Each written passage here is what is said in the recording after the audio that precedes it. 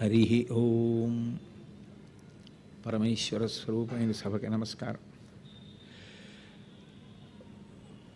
శూరసేనుడు అనబడేటటువంటి రాజు యదువంశమునకు చెందినటువంటి వారు మధురా నగరాన్ని రాజధానిగా చేసుకుని పరిపాలిస్తూ ఉండేవాడు. అనేక యుగాలలో మధురా నగరానికి విష్ణు భగవానుడికి ఒక గొప్ప అవినాభావ సంబంధం. ఆయన మధురా నగరాన్ని రాజధానిగా చేసుకుని పరిపాలిస్తున్నటువంటి సమయంలోనే భోజవంశానికి చెందినటువంటి ఉగ్రసేనుడు అనబడేటటువంటి రాజు కూడా ఉన్నాడు.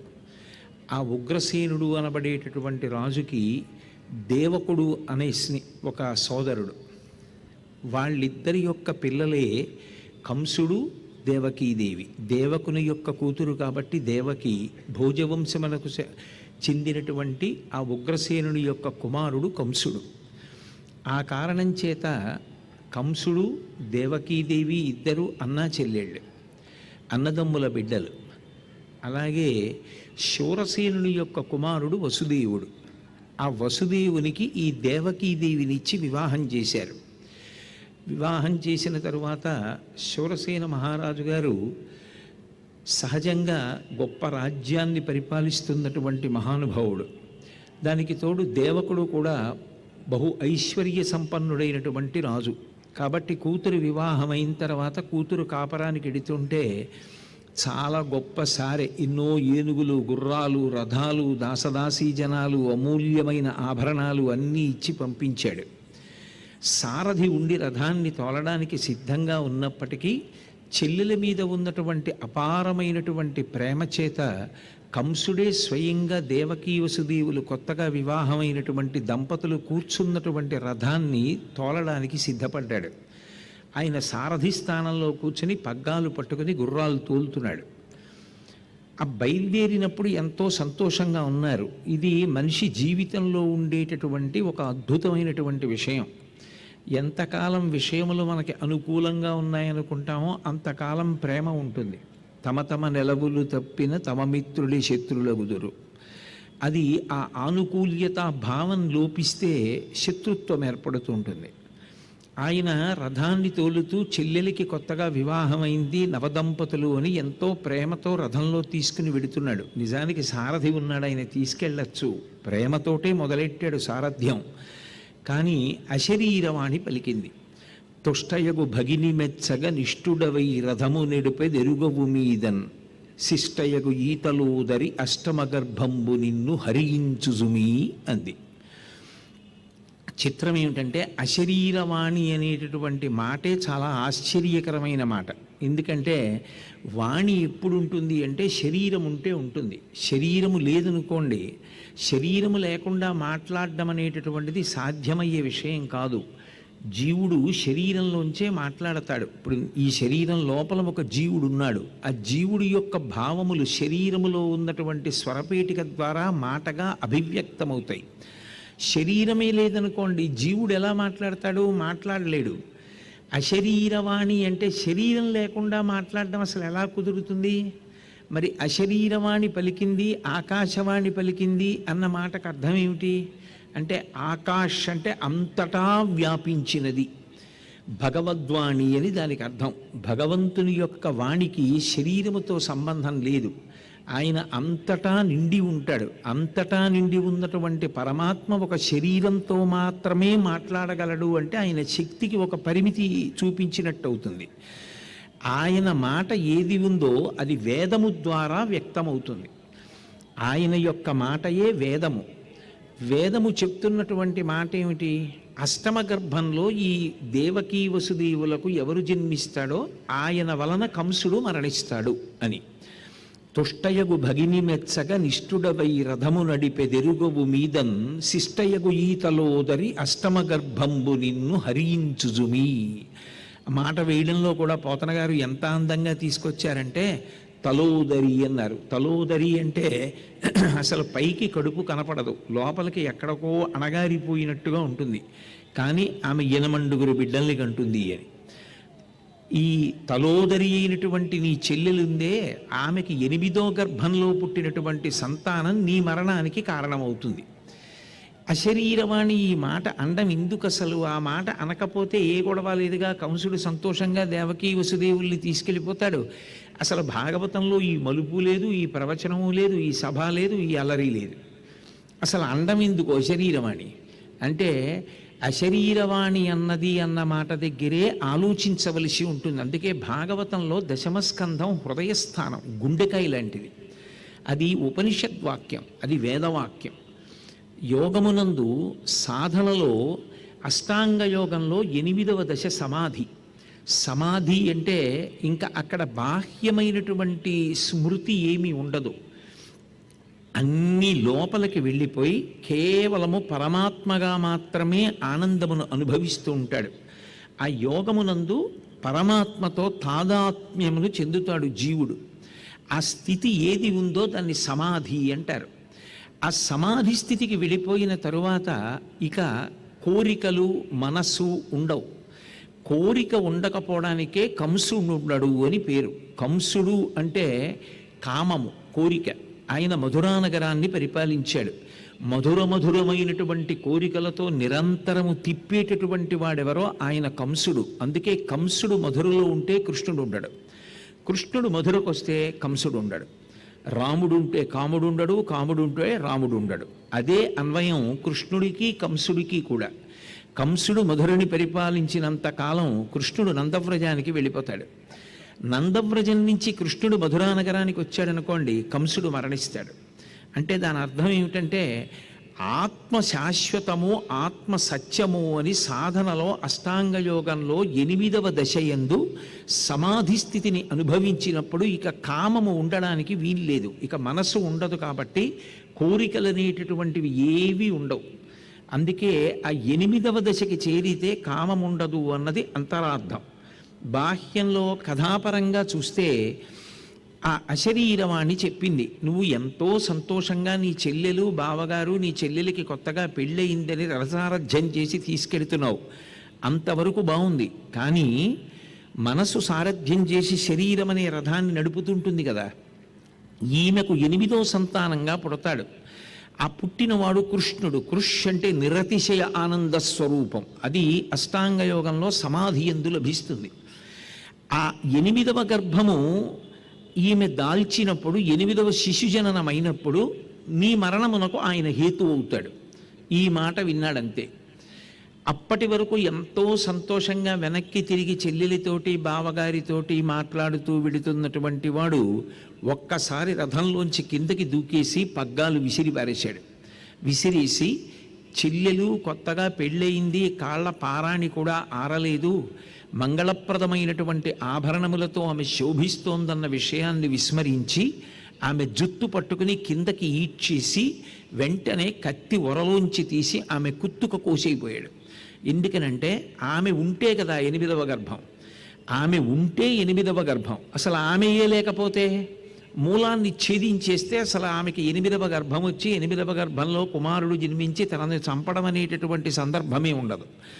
అందుకని ఆమెని చంపేయాలి అని నిర్ణయం తీసుకున్నాడు. వెంటనే వసుదేవుడు జోక్యం చేసుకున్నాడు. మరి భర్త కదా, భార్యని రక్షించుకోవాలి. కంసుడితో యుద్ధం చేసి గెలవగలిగినంత శక్తి వసుదేవుని యందు లేదు. అందుకని వసుదేవుడు ఏం చేశాడంటే ఎంతసేపు కూడా ఆ కంసుడిని బ్రతిమాలి ఆయన చేస్తున్నటువంటి ఆ ప్రయత్నం నుంచి ఆయన్ని విరమింప చేయాలి అని చూశాడు. అందుకే వసుదేవుడు కంసుడితో మాట్లాడుతూ అన్నాడు, అన్నవు నీవు చెల్లెలికి మాడలు చీరలిచ్చుటో మనన చేయుటో మధుర బంజుల భాషలనాధరించుటో చేయక మిన్నుల మ్రోతలి నిజము మేలిని చంపకుమన్న మాని రావన్న సహింపుమన్న తగదన్న వధింపుమన్న వీడెదన్. ఆయనకి అన్నగాడుగా బావగారు, కానీ ఆ అన్న అన్న అన్న అని 1కి 4 మాటలు అండంలో నువ్వు ఆమెకు అన్న ఆ మాట వెనక ఉన్నటువంటి సౌహార్ద్రతని అర్థం చేసుకో. చెల్లెలి కష్టం తీర్చినవాడు అన్న కానీ చెల్లెల్ని కష్టపెట్టినవాడు అన్న ఎలా అవుతాడు? అసలు ఆ మాటకి కళంకం అది. నువ్వు అలా ప్రవర్తించకూడదు. కాబట్టి అన్నవు నీవు చెల్లెలికి జ్ఞాపకం చేశాడు, అనుబంధాన్ని గుర్తు చేశాడు. ఆవేశంలో మర్చిపోయావా? కాబట్టి వెళ్ళిపోవడం అన్నది తథ్యం కదా బావా, కానీ వెళ్ళిపోయేటప్పుడు ఎక్కడో ఆకాశంలోంచి ఏదో మాట వినపడింది అని చెప్పి నువ్వు నీ చెల్లెల్ని చంపేస్తే లోకం నిన్నేమంటుంది? ఇంతకన్నా దుర్మార్గుడు లోకంలో ఇంకొకడు ఉండడు, ఇంతకన్నా అధర్మాత్ముడు ఇంకొకడు ఉండడు అంటుంది. పైగా ఎప్పటి గర్భం? 8వ గర్భం. 8 ఏళ్ళు నువ్వు సుఖంగా బతుకుతావు. దీనికి ఇప్పుడు చెల్లెల్ని చంపేయడం ఏమిటి? ఎంత అప్రతిష్ట మూట కట్టుకుంటావు. పైగా కొత్తగా పెళ్ళైన పెళ్లి కూతుర్ని చంపేశావంటారు. ఎవరు చేసిన కర్మలని బట్టి వారికి మృత్యు వస్తుంది తప్ప ఆ కర్మలు చెయ్యనకుండా మృత్యువు రమ్మంటే రాదు. కాబట్టి నువ్వెందుకు దుష్కర్మ చేసి మృత్యువుని తప్పుకోవాలనుకుంటావు? నిజంగా భగవంతుడు నీకు ఈమెని చంపేసినంత మాత్రం చేత ఇక మృత్యువు లేకుండా చేసేస్తాడా? అది సాధ్యమా? ఆలోచించు. కాబట్టి ఎందుకు నిష్కారణంగా ఇటువంటి పని చేస్తావు? నా మాట నమ్ము. కర్మలు కదా కీడు చేసినా, కర్మలు కదా ఫలితాలు ఇచ్చినా, అయినప్పుడు దుష్కర్మ చేసి నువ్వు శాశ్వతంగా ఉండగలదని ఎలా అనుకుంటున్నావు? అది తర్కానికి అందదు కదా. ఇన్ని చెప్పినా విడిచిపెట్టకుండా చెల్లెల్ని చంపడానికే ప్రయత్నించాడు. అప్పుడు వసుదేవుడు అన్నాడు, మనసులో అనుకున్నాడు, ఆపన్నురాలైన అంగన రక్షించి సుతులనిచ్చెదననుట శుభము నేడు. అసలు ముందు ఈమెని కాపాడుకోవాలి. నా ధర్మం ఏమిటి భర్తగా? ముందు భార్యని రక్షించుకోవాలి. ఈమెని రక్షించుకుంటే తర్వాత కొడుకులు పుట్టడం, ఆ తర్వాత 8వ కొడుకు, ఆ 8వ కొడుకు వీడిని చంపుతాడా, వీడేమైనా ఈలోగా చేస్తాడా అన్నది బ్రహ్మగారు నిర్ణయించాలి. కాబట్టి ఎందుకంత హడావిడి? ఎందుకు దాని గురించి నేను ఇప్పుడు ఇంత కంగారు పడవలసిన అవసరం ఏముంది? కాబట్టి ఆపన్నురాలైన అంగన రక్షించి సుతుల నిత్యదననుంటే శుభము నేడు. ఈమెని రక్షించుకోవడానికి నేను ఓ మాట చెప్తాను. ఈమె 8వ గర్భంలో పుట్టేవాడు కదా, నిన్ను చంపేస్తాడనుకుంటున్నావు. నేను పుట్టిన కొడుకుని పుట్టినట్టుగా నీకు ఇచ్చేస్తాను, నువ్వు చంపేసేయి. ఇంకా నీకు చావు ఎక్కడుంది? ఈమెను ఎందుకు చంపడం? ఈమెని చంపేస్తే మృత్యువు నీకు తెలియకుండా వస్తుంది. ఇప్పుడు తెలిసింది ఈమె వలన మృత్యు వస్తోందని. తప్పించుకునే అవకాశం ఏమిటి? ఒక్కరిని పొత్తిళ్లల్లో ఉన్న వాళ్ళని పొత్తిళ్లల్లో పుట్టగానే మావి కప్పి ఉన్న బిడ్డని నీకు ఇచ్చేస్తాను, చంపేసేయి, నీ మృత్యువు పోతుంది. ఇప్పుడు ఈమెని చంపేశావనుకో, పుట్టినవాడు గిట్టాలి కాబట్టి బ్రహ్మగారు ఏం చేస్తాడు? గుట్టుగా ఇస్తాడు మృత్యువు. అప్పుడు నువ్వు ఎలా తప్పుకుంటావు? నీకు నేను తేలిక మార్గం చెప్తున్నాను, నా మీద నాకు నమ్మకం ఉంది కదా, నేను ఇచ్చేస్తాను బిడ్డల్ని, వాళ్ళని చంపేసి అని నేను అంటాను. ఒకవేళ పుట్టిన పిల్లలు చచ్చిపోవాలని రాసి పెట్టుంటే నేను ఆపగలనా? కానీ కర్తవ్యం ఏమిటి భర్తకి? ముందు భార్యని కాపాడుకోవాలి. ముందు నేను ఈమెని రక్షించడానికి ఇంతకన్నా నాకు మార్గం లేదా ఆ మాట ఇవ్వడం కన్నా. సుతులు పుట్టిననేమి సుతులకు మృత్యువు వాలాయమై వెంట వచ్చనేమి, బ్రహ్మ వలన వీడు పాటేమి పొందక ఉండునే సదుపాయం ఒకటి లేదే. 8వ గర్భం అంటే ఇంకా 8 ఏళ్ళు సమయం ఉంది. ఈ లోపల బ్రహ్మగారు ఏం చేస్తాడో, వీడి పాపాలప్పటికి 7 పిల్లల్ని చంపుతాడు, ఆమెని అంత బాధ పెడతాడు. తోడ పుట్టింది 7 పిల్లల్ని పుట్టిన వాళ్ళని పుట్టినట్టు చంపేస్తే ఎంత ఏడుస్తుంది. ఆ ఏడుపు వీడిని కట్టి కొడపదా? బ్రహ్మగారు చూడ్డా? ఈ లోపల ఏదో ఉపాయం దొరకదా? ఈ లోపల ఏదో ఒకటి జరగదా? కాబట్టి నేను ఇప్పుడు దీని గురించి ఆలోచించడం అనవసరం. ముందు భార్యని రక్షించుకోవాలి. అయినా ఎవరు చేసిన కర్మ చేత వారు వెళ్ళిపోతూ ఉంటారు. ఒకవేళ నిజంగా పుట్టిన పిల్లల్ని పుట్టినట్టు చంపడానికి ఇచ్చేయవలసి వస్తే ఇచ్చేయడానికి ఆయన వెనకాడడం. మాట ఇస్తే వెనక్కి తిరగడిక, అది వసుదేవుడి యొక్క లక్షణం. కాబట్టి ఆయన కంసుడితో ఒక మాట అన్నాడు, ఈ లలనకు పుట్టిన కొమరుల వలనం తెగిదనుచు గగనవాణి పలికెనంచు నీ వలిగెదవేని, ఈ మృగాక్షికి కల కొమరుల చంపనిత్తు క్రమమున నీకున్. ఒకవేళ గగనవాణి పలికినటువంటి మాటలు నిజం, ఈమెకు పుట్టినటువంటి 8వ గర్భం వల్ల నీకు ఆపద కలుగుతుందని నువ్వు నమ్మితే, బావా పుట్టిన పిల్లాన్ని పుట్టినట్టు నీకు ఇచ్చేస్తాను, చంపేసేయి. 8 పిల్లల్ని చంపేసేయి. అప్పుడు నీకు ఇంకా నమ్మకం తీరిపోతుంది కదా. అమ్మయ్యా 8 చంపేశాను, అది ఏదో ఆకాశంలోంచి వినపడింది, నా చేతిలో 8 చచ్చిపోయిన తర్వాత ఇంకా నన్ను చంపేవాడు ఎవరైనా ధైర్యం కలుగుతుంది కదా. ఈమెని చంపేయడం ఎందుకు? నీకు మంచిది. ఇప్పుడు నీకు గుప్తంగా మరణం వచ్చే అవకాశం ఉండదు. నీ మృత్యువుకి కారణాన్ని నువ్వు చంపేశావు కాబట్టి నువ్వు అనుకున్నట్టు శాశ్వతంగా ఉంటావు. ఇప్పుడు నిజంగా చెప్పాలంటేనండి, మృత్యువుని అంగీకరించడంలో మనిషికి ఒక హెచ్చరిక ఉంటుంది, ఒక భయం ఉంటుంది. దొంగలు పడ్డారు పక్కింట్లో, రాత్రి మన ఇంటికి గట్టిగా తాళాలు వేసుకుంటాం. మా తాతగారు వెళ్ళిపోయారు, మా నాన్నగారు వెళ్ళిపోయారు, మా అమ్మగారు వెళ్ళిపోయారు, వాళ్ళందరూ చేతకాక వెళ్ళిపోలేదుగా. కాబట్టి వాళ్ళందరూ వెళ్ళిపోయినప్పుడు నేను కూడా వెళ్ళిపోవలసి ఉంటుంది కదా ఒకనాడు. కాబట్టి అది అంగీకరించగానే బ్రతికినంత కాలం ఎంత జాగ్రత్తగా బతుకుదామన్న భయం ఉంటుంది. వాళ్ళందరూ చేతకాక చచ్చిపోయారు, నాకేమవుతుంది అన్నవాడికి విచ్చలవిడితనం కలిగేటటువంటి అవకాశం ఉంటుంది. మృత్యువు తప్పించుకోలేని పరిణామము అని అంగీకరించగలిగితే మనిషి ధార్మికంగా బ్రతకడానికి ఒక పూనిక కలుగుతుంది. భగవంతుడి దగ్గర జవాబుదారీగా నిలబడాలి. ఎందుకు వచ్చిన అగచాట్లు, ఎందుకు వచ్చిన ఈ అల్లరి నాకొద్దు, నేను పవిత్రంగానే బతుకుతానని ఒక తీర్మానం చేసుకు బ్రతుకుతాడు. మనిషిని నియంత్రించగలిగినది అదొక్కటే. అందుకే ఈ దేవకీదేవికి కలిగినటువంటి సంతానాన్ని ఎప్పుడు పుట్టిన వాళ్ళని అప్పుడే తెచ్చి నీకు ఇచ్చేస్తానన్నాడు. దానికి సంతోషించాడు. ఇదేదో బాగుంది. ఎందుకనంటే ఇప్పుడు కాదు అని ఈమెని చంపేస్తే అపకీర్తి వస్తుంది. అపకీర్తితో పోదు.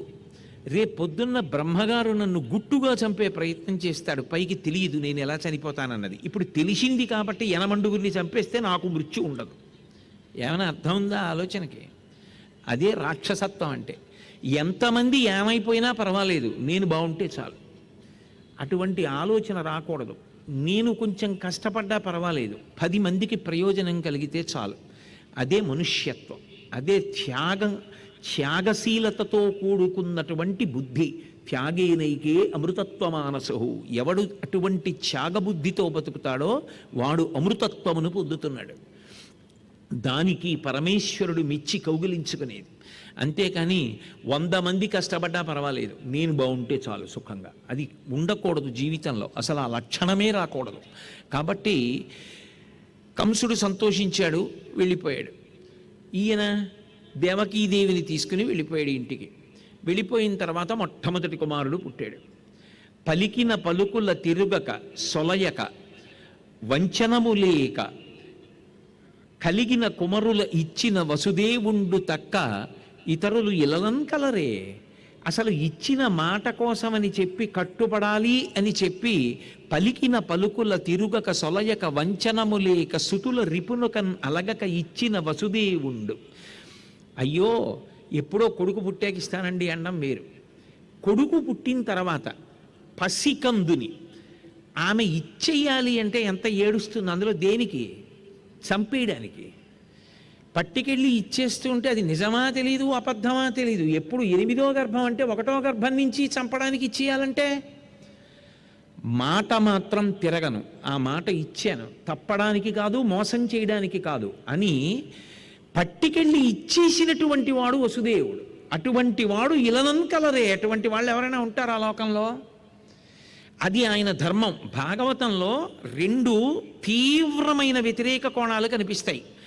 8వ గర్భానికి చచ్చిపోతావురా అంటే కనపడ్డ వాళ్ళందరినీ చంపేస్తున్నాడు కంసుడు.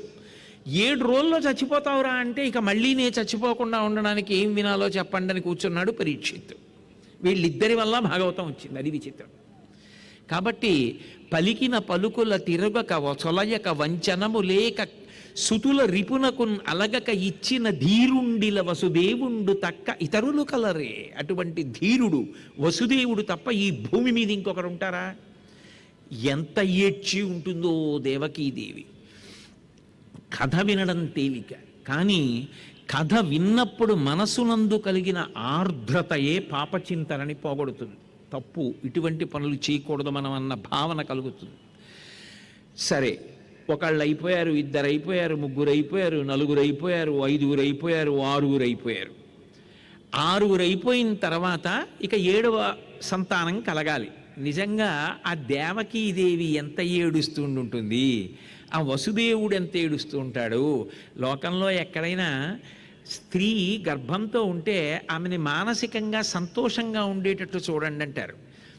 దేవకీదేవి గర్భంతో ఉన్న దగ్గర నుంచి ఏడుస్తూనే ఉంటుంది. ఎందుకని? బయటికి వచ్చి చచ్చిపోవడానికేగా లోపల ఊపిరి పూసుకొని పెరుగుతున్నావు. నేనేగా ఇచ్చేయాలి పుట్టగానే. ఆయన పట్టుకెళ్ళి ఇచ్చేయాలిగా అన్నయ్యకి. పైగా పైవాడు కాడు చంపుతున్నది అన్నయ్యే, అది ఘోరంగా చంపుతాడు. వాడికి ఇచ్చేయాలి కదా. అందుకోసం ఒక్కసారి చూడ్డానికి ఇంత కష్టపడి కడుపులో మొయ్యడం. ఆవిడ ఎంత బాధపడి ఉంటుంది ప్రతి క్షణం, ఎంత నరకం అనుభవించి ఉంటుంది. అయినా ఆయన సంతోషంగానే ఉన్నాడు. అప్పుడు ఏమనాలా జీవితాల్ని? ఎప్పుడో భాగవతం జరిగిందనకో, అలా నువ్వు బ్రతకకుండా ఉండు చాలు. లేకపోతే కంసుడి కథకి మన కథకి వేరు లేకుండా పోతుంది సుమా అని చెప్పడం. ఎందుకని అంటే కంసుడు గత జన్మయందు కాలనేమి, కాలమునకు నేమి అంటే ఇరుసు లేకుండా కదలదు చక్రం. ఆ కంసుడు ఆ కాలనేమి కంసుడిగా వచ్చాడు. కంసుడు అంటే కామం, కోరిక అన్నది ధర్మబద్ధమై నిలబడినప్పుడు దాన్ని తీర్చుకోవడం అలవాటైతే పర్వాలేదు. కోరికల వెంట పరిగెత్తడం తప్ప, కోరికని తీర్చుకోవడానికి ప్రయత్నమే తప్ప అది ధార్మికమా అధార్మికమా అన్నది చూడడం వదిలిపెట్టి తీర్చుకోవడం అలవాటైంది అనుకోండి, అందులోనే రాక్షసత్వం వస్తుంది ఏదో ఒకనాడు అలా అలవాటైపోతే ఎంత ప్రమాదకరంగానైనా కోరిక తీర్చుకుంటాడు. అప్పుడు అంతకన్నా రాక్షసుడు ఇంకొకడు లోకంలో కనపడ్డం. కాబట్టి అది ముందు నుంచి ఆ జాగ్రత్త, ఆ తనని పరిశీలించుకోవడం, శీల వైభవం, అంత జాగ్రత్తగా ఈ కోరిక నాకు రాకూడదు, ఇది ధర్మచట్రంలో ఇమడదని దాన్ని దూరంగా తోచేయడం అలవాటు చేసుకోవాలి. అందుకంటారు భగవాన్ రమణులు, లోకాన్ని చూడడం గొప్ప కాదు, తన మనసుని తాను చూసుకుంటూ ఉండడం గొప్ప. ఏం మాటలు చెప్తోంది, ఏ ఆలోచనలు చెప్తోంది, ఎటువైపుకి ఈడ్చేస్తోంది పరిశీలించుకోవడం గొప్ప. తన ఇంట్లో పెంచుకుంటున్న కుక్క తన కాలుని కొరకపోతే మూతి మీద కొట్టడం గొప్ప కాదు. తన మనసు తనకి అక్కర్లేని ఆలోచనలు చెప్తున్నప్పుడు మొయ్యి ఏమిటి ఆలోచనలు చెప్పడం అనడం గొప్ప. కాబట్టి అప్పటికి 6 పిల్లల్ని ఆయన చంపేసేయాలి.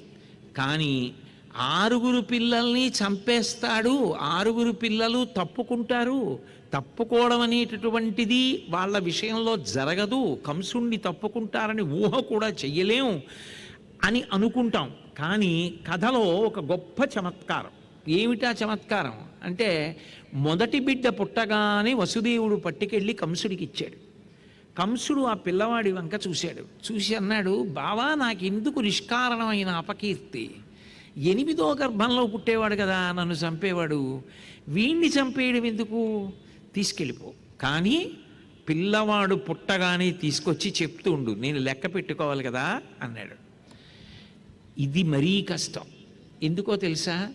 పుట్టగానే చచ్చిపోతాడని బెంగ పెట్టుకుని కనడం ఎంత కష్టమో, పుట్టినవాణ్ణి ఊరుకుంటున్నాడు కానీ ఎప్పుడు ఏ ఆలోచన వస్తుందో, వచ్చిన తర్వాత 8వ వాడిని చంపేవాడి సమయానికి 8 అంటే బావా కింద నుంచి పైకి 8, పై నుంచి కిందకి 8 అని నాకు అనుమానం వచ్చింది అన్నాడు అనుకోండి. అప్పుడు 8 అంటే 8 ఒకటైతే 1 8 అవుతుంది, 1 1 అయితే 8 8 అవుతుంది. అప్పుడు 8 ఒక్కసారే చంపుతాడు. అప్పుడు అనుబంధాలు ఏమవుతాయి? ఈ పిల్లల్ని పెంచింది ఈ ప్రేమ ఏమవుతుంది? అప్పుడు ఆ పిల్లల్ని చూస్తూ వాళ్ళు పరిపూర్ణమైన ప్రేమతో సంతోషంగా ఉండగలరా? ఇది వసుదేవుడికి దేవకీదేవికి పెద్ద కష్టమై కూర్చుంది. 6 పిల్లల్ని తీసుకెళ్ళి చూపించాడు, 6 పిల్లల్ని వెనక్కి ఇచ్చేశాడు. 6 పిల్లలు పెరుగుతున్నారు. ఏదో కొంత సంతోషం దేవకీదేవికి. ఏదో పిల్లల్ని వదిలిపెట్టాడు కదా, పోన్లీ కీడెంచడం ఎందుకు, బతుకుతారేమో, 8వ వాడు ఒక్కడిని చంపేస్తాడు. ఏదైనా తల్లికి దిగులుగా ఉంటుందా ఉండదా? 8వ వాడు ఒక్కడ పోతే పర్వాలేదు లేని ఈ తల్లి అంటుంది. ఎవరైనా తల్లికి బిడ్డలే. అయినప్పుడు ఒకనాడు ఒక ఆశ్చర్యకరమైన సందర్భం జరిగింది. 6వ వాడు పుట్టినప్పుడు వసుదేవుడు తీసుకొచ్చి కంసుడికి చూపిస్తే, వీడు 6వ వాడు కదా తీసుకెళ్ళిపో అన్నాడు. తీసుకెళ్ళిపోయాడు వసుదేవుడు. నారదుడు వచ్చాడు. ఒకనాడు నారదుండు ఇయ్యన కంసుని ఇంటికి చనుదించి ఏకతమున మందలోపలనున్న నందాదులను వారి భార్యలు పుత్రులు బాంధవులను దేవకి మొదలుగా గల తెరవలు వసుదేవుడాదిగా కల సర్వ యాదవులను సురలు కాని నిజము నరుడు కారని తెలిపి కంసుండ నీవు రక్కసుడవనియు దేవమయుడు చక్రి దేవగీదేవికి పుత్రుడిగా జనించు ఈ భూతలంబును చెరుప పుట్టిన సకల దానవుల నెల్ల చంపునను తెలిపి చనియదివికి. ఒకనాడు నారదుడు ఎక్కడి నుంచో గబగబా కంసుడి దగ్గరికి వచ్చాడు. నీతో ఏకాంతంగా మాట్లాడాలోయే అన్నాడు. అంటే దానికి ఏముంది, తప్పకుండా రండి అని చెప్పి నారదుడిని తీసుకెళ్ళి కూర్చోబెట్టాడు. ఒక్కడినే కూర్చోబెట్టో మాట అన్నాడు, నువ్వు మీ చెల్లెలికి పుట్టిన కొడుకుల్ని 6గురిని తిరిగి ఇచ్చేసావు కదా, నీకు ఒక రహస్యం చెప్తాను. అసలు నిజానికి దేవకీదేవి కానీ, వసుదేవుడు కానీ, నందవ్రజంలో ఉన్నటువంటి వాళ్ళు కానీ వీరందరూ కూడా దేవతల యొక్క అంశలో వచ్చినటువంటి వారు. ఒకానొకప్పుడు భూదేవి రాక్షసులు పెరిగిపోతున్నారని చతుర్ముఖ బ్రహ్మగారి దగ్గరికి వెళ్ళి ఏడిస్తే బ్రహ్మగారు శ్రీ మహావిష్ణువు దగ్గరికి తీసుకెళ్లారు. ఆయన రూపం కనపడలేదు, వాణి వినపడింది. నేను త్వరలో ఈ మధురా నగరాన్ని పరిపాలించేటటువంటి రాజు యొక్క యదువంశమునందు జన్మిస్తాను.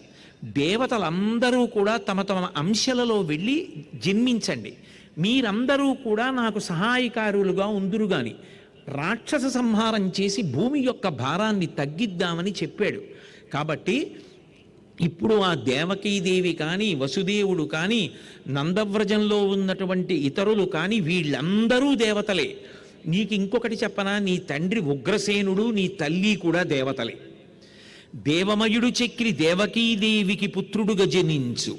దేవకీదేవికి అష్టమ గర్భంలో కృష్ణ భగవానుడు పుడతాడు. శ్రీమన్నారాయణుడు 8వ గర్భంలో వస్తాడు. ఈ ముందు వచ్చిన 6గురు ఉన్నారే, వీళ్ళు కూడా తక్కువ వాళ్ళేం కాదు, ఆ పరివారానికి సంబంధించిన వాళ్ళే, దివ్య పురుషులే. నువ్వు వాళ్ళందరినీ వదిలిపెట్టేశావు, రేపు పొద్దున్న వీళ్ళందరూ ఒక్కటైపోయి నిన్ను చంపేస్తారు. ఎందుకని అంటే దేవమయుడు చక్రి దేవకీదేవికి పుత్రుడుగా జనించు, భూతలంబును చెరుప పుట్టిన సకల దానవుల నెల్ల సంహరించునని తెలిపి చనియ దివికి. భూతలాన్ని చెరప పుట్టినటువంటి రాక్షసులందరినీ చంపేస్తారు వాళ్ళందరూ. ఈ మాట చెప్పగానే విన్నాడు. అన్న చూసావా, పొరపాటు అయిపోయింది, 6గురిని వదిలేశానన్నాడు. వెంటనే కబురు చేశాడు, 6గురిని తీసుకురా అన్నాడు. వచ్చేటప్పుడు నువ్వు చెల్లెలు కూడా రండి అన్నాడు. దేవకీదేవిని వసుదేవుణ్ణి తీసుకెళ్ళి కారాగారంలో పెట్టాడు.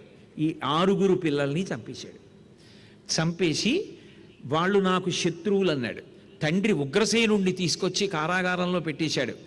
ఎక్కడెక్కడ యదువంశంలో ఉన్నటువంటి వాళ్ళు ఉన్నారో వాళ్ళందరినీ తీసుకొచ్చి కారాగారంలో ఉంచడం మొదలు పెడితే చాలామంది చెదిరిపోయి రకరకాల దేశాలకు వెళ్ళిపోయారు. ఆ కంసుడి బాధపడలేక చివరికి తండ్రిని కూడా తీసుకొచ్చి కారాగారంలో పెట్టేశాడు. పెట్టేసి తానే రాజ్యం ఏలడం ప్రారంభం చేశాడు.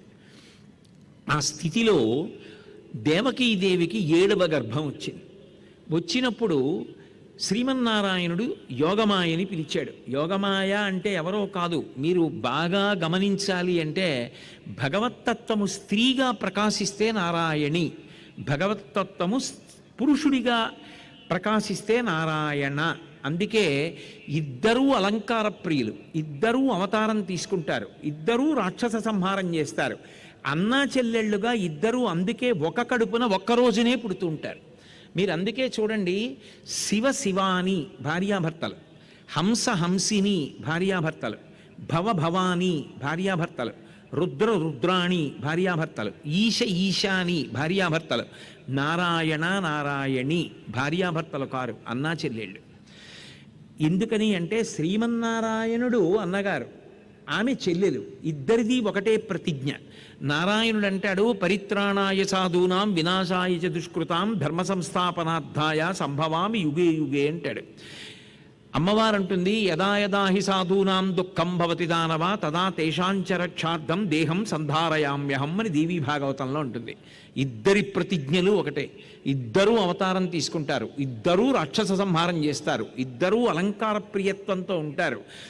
అందుకే స్త్రీ రూపంలో ఉంటే నారాయణి, పురుష రూపంలో ఉంటే నారాయణ. అందుకే ఆమె కూడా శంఖచక్రాలు పట్టుకుంటుంది. వైష్ణవీ స్వరూపంలో రక్తాంబరాం రక్తవర్ణాం రక్త సర్వాంగసుందరాం గారుడేవాహనీ సంస్థాం వైష్ణవీం శక్తిమద్భుతాం అంటారు. వ్యాసుల వారు చెప్పిన మాట. వ్యాసుల వారు చెప్పిన దాంట్లో కొన్ని ఒప్పుకుంటాం, కొన్ని ఒప్పుకోమండి అన్న మాట ఉండదుగా.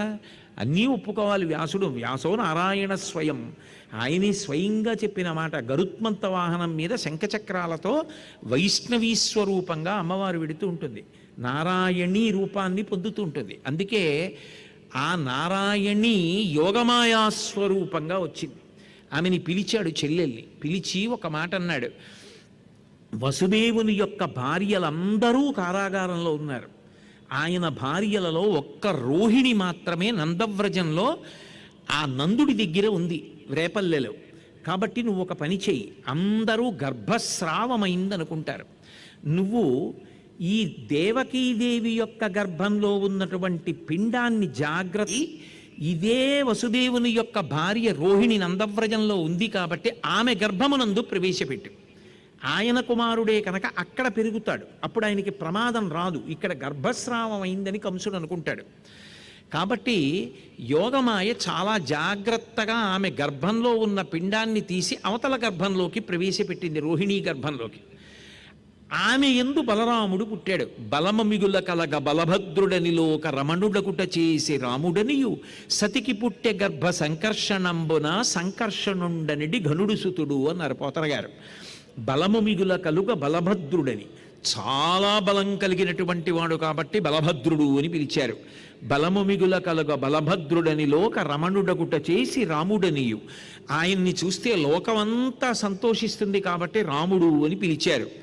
సతికి పుట్టె గర్భ సంకర్షణంబున, ఇక్కడ ఉన్నటువంటి దేవకీదేవి గర్భంలోంచి తీయబడినటువంటి పిండం నందకవ్రజంలో ఉన్నటువంటి ఆ రోహిణీ గర్భంలో ప్రవేశపెట్టబడితే పుట్టినటువంటి పిల్లవాడు కనుక సంకర్షణుడు అని పేరొచ్చింది. సతికి పుట్టె గర్భ సంకర్షణంబున సంకర్షణుండనిటి గనుసుతుడు, 7వ గర్భంలో వచ్చినటువంటి వాడు బలరాముడు, ఆదిశేషుని యొక్క అంశ. శ్రీకృష్ణ పరమాత్మని సేవించడం కోసం ముందొచ్చాడు. ఎందుకంటే త్రేతాయుగంలో లక్ష్మణస్వామిగా వచ్చాడు. అన్నగారు రాముడు అయ్యాడు, అన్ని కష్టాలు పడ్డాడు, ఇప్పుడు నేను ముందెడతాను వెనక స్వామి రావాలన్నాడు. అందుకని శేషుడు ముందొచ్చాడు 7వ గర్భంలో. 8వ గర్భంలో స్వామి రావాలి. 8వ గర్భంలోకి స్వామి ప్రవేశించాలి. ఇంకా ఆ సమయంలో కంసుడు మరింత జాగ్రత్త పడ్డాడు. ఎంత జాగ్రత్త పడ్డాడంటే, మహర్షులు పరమభాగవతోత్తములు ఎప్పుడు ఎలా భగవంతుణ్ణి స్మరిస్తూ ఉంటారో అలా ఆయన కూడా తిరుగుచు కుడుచుచు వరాలుచు అరుగుచు కూర్చుండి లేచి అనవరతంబున్ హరితలచి తలచి జగమా హరిమయముగ చూచ కంసుడారని ఎలుకన్. తింటున్నాడు, తిరుగుతున్నాడు, తాగుతున్నాడు, అరుగుచు కుడుచుచు తాగుచు అరుగుచు కూర్చుండి లేచి అనవరతంబున్, తిరుగుతూ లేస్తూ కూర్చుంటూ ఏది చేస్తున్నా అయ్య బాబోయ్ వచ్చేస్తున్నాడు వచ్చేస్తున్నాడు వచ్చేస్తున్నాడు చంపేస్తాడు. ఎక్కడైనా కొంచెం సువాసన వస్తే ఇది వైజయంతిమాల వాసనేమో హడిలిపోయేవాడు. ఎవరైనా కూర్చుండగా వెనక నుంచి ముట్టుకుంటే వచ్చేసాడేమో పుట్టిశాడేమో అని హడిలిపోయేవాడు.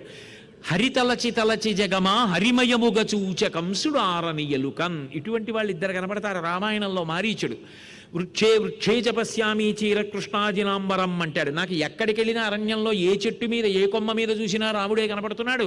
రకారాదీని రామాని రామత్రస్తస్య రావణ రత్నాని చ రథాశ్చేవ విత్రాస జనయంతిమే అంటాడు. ఎవరైనా నా దగ్గరికి వచ్చే రత్నం రథం ఇటువంటి మాటలు అందామని రా అంటే నేను 2వ అక్షరం విన్ను పారిపోతాను, మా అంటారేమో అని భయం అన్నాడు. అంత భీతభక్తి వచ్చింది మారీచుడికి, అంత భీతభక్తి వచ్చింది కంసుడికి. కాబట్టి హరితలచి తలచి జగమా హరిమయముగ చూచ కంసుడారని ఎలుకన్. విపరీతమైనటువంటి భయంతో తిరుగుతున్నా, లేస్తున్నా, కూర్చున్నా, తాగుతున్నా, పడుకున్నా ఎంతసేపు ఆయననే తలుచుకొని హడిలిపోతున్నాడు. 8వ గర్భం దేవకీదేవి దాల్చింది. పంచభూతములు కూడా లోపల ఉన్నటువంటి పరమాత్మని సేవిస్తున్నాయా అన్నట్లుగా ఆమె యందు గర్భచిహ్నములు కనబడ్డాయన్నారు పోతన గారు. దానికి ఆయన ఒక అద్భుతమైన విషయం చెప్పారు. పృథివీ ఆమెని సేవిస్తోందా అంటే లోపల ఉన్నటువంటి ఆ పిండాన్ని సేవిస్తోందా, పరమాత్మని సేవిస్తోందా అన్నట్టుగాట కడుపుతో ఉన్నటువంటి ఆ దేవకీదేవికి మట్టి తినాలని కోరిక పుట్టింది. ఎందుకంటే మట్టి లోపలికి వెళ్ళి పరమాత్మని చూసి స్తోత్రం చెయ్యాలి అనుకుందిట పృథివీభూతం. అలాగే ఆమె కాంతి విపరీతమైపోయిందిట. ఎందుకని? జ్ఞానఖలునిలోని శారదయువోలే ఘటములోని దీప కలికవోలే భ్రాత ఇంట నాక పడియుండే దేవకీమాత విశ్వగర్భు గర్భుయగుచు అంటారు పోతన గారు. జ్ఞానఖలునిలోని శారదయువోలే. ఆయన గొప్ప పాండిత్యం ఉన్నవాడే, కానీ ఉపయోగం ఏమిటి? తప్పుని ఒప్పు అంటాడు, ఒప్పుని తప్పు అంటాడు, అందుకు పనికొస్తుంది ఆయన పాండిత్యం. తప్పుని కూడా ఒప్పు అని సమర్థిస్తాడు. ఒప్పునే ఒప్పు అంటాను తప్ప తప్పుని ఒప్పని నేను అన్నవాడు పండితుడు. అంతేగాని నువ్వు ఏమన్నా సరే నేను సమర్థిస్తానది ఒప్పేనంటే అది ఎలా పాండిత్యం అవుతుంది? అది ఎలా సరస్వతీ కటాక్షం అవుతుంది? కాబట్టి జ్ఞానఖలునిలోని శారదయువోలే ఘటములోని దీప కలికవోలే కుండలో దీపం పెట్టి బోర్లించేస్తే లోపల గాలి ఉన్నంతసేపు వెలుగుతుంటే ఎలా ఉంటుందో అలా ఘటములోని దీప కళికవోలి భ్రాతయింటనాక ఉండే భ్రాతయింటనాకే పడి ఉండే దేవకీ మాత గర్భు ఎగుచు విశ్వాన్నంతటినీ కడుపులో పెట్టుకున్నవాణ్ణి కడుపులో పెట్టుకుంది. నిజానికి ఆవిడ ఎంత గొప్పది ఇప్పుడు, కానీ అటువంటి తల్లికి కష్టం తప్పలేదు. ఆమె కుండలో దీపంలా, కలునిలోని శారదా కటాక్షంలా ఆమె కంసుడి ఇంట్లో ఆ అంతఃపురంలో ఒక కారాగారంలో ఉండవలసి వచ్చింది. అంటే అంతటి మహానుభావుణ్ణి కడుపులో పెట్టుకున్న తల్లే అన్ని కష్టాలు పడవలసి వచ్చింది. ప్రతి చిన్న కష్టానికి విచలితుడి అయిపోతే ఎలా? 2 మార్కులు తక్కువ వచ్చి ఆత్మహత్య చేసుకుంటానంటే ఎలా? ఇన్ని కష్టాలు పడి రాణించారు ఈ దేశంలో. తప్ప ప్రతి కష్టానికి విచలితుడివి కాకూడదు. కింద పడి పైకి లేచే బంతివి కావాలి తప్ప కింద పడితే నేలనంటుకునే మృత్పిండానివి, మట్టి ముద్దవి కాకూడదు జీవితంలో.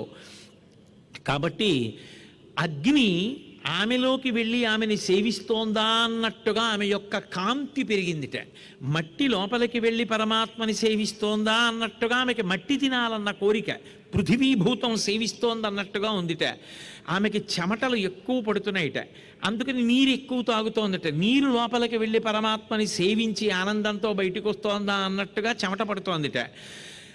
ఊపిరి నిట్టూర్పులు, గర్భం పెద్దదైనప్పుడు నెలలు నిండుతున్నప్పుడు ఆ నిట్టూర్పులు గాలి బరువుగా వస్తుంటే లోపలికి వెళ్ళిన వాయువు పరమాత్మ దర్శనం చేసి రాలేక బయటికి వచ్చినట్టు నిట్టూర్పులు వచ్చేయట. ఆకాశం లోపలికి వెళ్ళి పరమాత్మని సేవించి వచ్చిందా అన్నట్టుగా ఆమె నడుము విశాలమైందిట. అలా పంచభూతములు కూడా లోపల ఉన్నటువంటి పరమాత్మని సేవిస్తున్నాయా అన్నట్టుగా ఉందిట. చతుర్ముఖ బ్రహ్మగారితో కలిపి దేవతలందరూ కూడా కంసుడి యొక్క అంతఃపురంలో ఉన్నటువంటి కారాగారంలో ఉన్నటువంటి దేవకీదేవి గర్భంలో ఉన్నటువంటి పరమాత్మ దర్శనం కోసం ఆవిడ గర్భంలోకి వెళ్ళారు. అది నిజమైన గర్భాలయం. ఆ గర్భంలోకి వెళ్ళి పరమాత్మ దర్శనం చేశారు. దర్శనం చేసి అక్కడ స్తోత్రం చేశారు. స్వామి, నువ్వు సామాన్యుడివి కావు, కేవలము రాక్షస సంహారం కోసం అని చెప్పి ఇలా అవతరించాలని ఇంత కష్టంలో దేవకీదేవి అష్టమ గర్భానికి రావడం కోసం, ఒకవేళ వస్తే నిన్ను చంపడానికి కంసుడు ఉద్యుక్తుడవుతున్నాడని తెలిసి కూడా దేవకీ గర్భంలోకి ప్రవేశించి ఎదుగుతున్నావు. నిజానికి ఏ వికారములు పొందవలసినటువంటి అవసరం లేని పరమాత్మవి మా అందరి కోసమని దేవకీ గర్భంలో పెరిగి పెద్దవాడి అవుతున్నావు. అజాయమానో బహుధా విజాయితే అంటుంది వేదం. పుట్టుక లేని వాడివి ఇన్ని మాటలు పుడుతున్నావు. ఇది మా అందరి కోసం నువ్వు చేస్తున్న గొప్ప లీల. అసలు ఈ సృష్టిలో నువ్వు హేళగా ఎన్నిటినో చేశావు. సంసారం అనేటటువంటి ఒకే ఒక చెట్టుకి సుఖదుఖములనేటటువంటి 2 పళ్ళు పెట్టి, సత్వరజస్తమో గుణములనేటటువంటి 3, ధర్మార్థకామమోక్షములనేటటువంటి 4, శబ్దస్పర్శరసరూప గంధములనేటటువంటి 5, జరామరణములు, శోకమోహములు, ఆకలి దప్పులు అనేటటువంటి 6 ఊర్ములను, చర్మము, రక్తము, మాంసము, కొవ్వు, అస్థి, శుక్ల, మేధ అనబడేటటువంటి 7 పదార్థములను, అలాగే పంచభూతములను, మనోబుద్ధి అహంకారములనేటటువంటి 3 కలిపి 8, 9 రంధ్రములను, 2 కళ్ళు, 2 ముక్కు రంధ్రాలు, 2 చెవి రంధ్రాలు, 6, నోరు 7, మలద్వారం 8, మూత్రద్వారము 9, 9 రంధ్రములతో కూడుకున్న ఈ చెట్టుకి 10 వాయువులు, ప్రాణ, అపాన, వ్యాన, ఉదాన, సమాన, నాగ, కూర్మ, కృకర, ధనంజయ, దేవదత్తములనబడేటటువంటి 10 వాయువులను కుంభించి నీ శాసనం అయ్యే వరకు బయటికి వెళ్లకుండా నియంత్రించి నిలబెడుతున్నావు. ఇంతటి పరమాద్భుతమైనటువంటి శక్తి కలిగినటువంటి పరమాత్మవి తొందరగా నువ్వు ఒక రూపంతో బయటికి వచ్చి రాక్షస సంహారం చేసి లోకముల యందు ధర్మాన్ని నిలబెట్టమని ప్రార్థన చేస్తున్నామని వినతి చేసి దేవతలందరూ కూడా గర్భంలోంచి బయటికి వచ్చి దేవకీదేవిని స్తుతి చేసి వెళ్ళిపోయారు. వెళ్ళిపోయిన తర్వాత అష్టమ గర్భం ఉదయించవలసినటువంటి సమయం ఆసన్నమైంది. పరమాత్మ చేసేటటువంటి పనులు జన్మకర్మచమే దివ్యం అంటాడు. ఆయన పుట్టడం ఏదో కర్మ అనుభవించడానికి ఒక వ్యక్తి పుట్టినట్టుగా ఉండవు. ఆయన వచ్చాడు అంటే దానికి ఒక అర్థం ఉంటుంది. శ్రావణ మాసంలో బహుళపక్షంలో అష్టమి తిథి నాటి అర్ధరాత్రి వేళ పుట్టాడు. అర్ధరాత్రి కాకపోయినా కొంచెం అర్ధరాత్రి దాటిన తరువాత అష్టమి తిథి ఉంటున్నటువంటి రోజున శ్రీకృష్ణ జననం చెప్పుకోవడం ఓ విచిత్రం. అనుకోకుండా అలా వచ్చింది.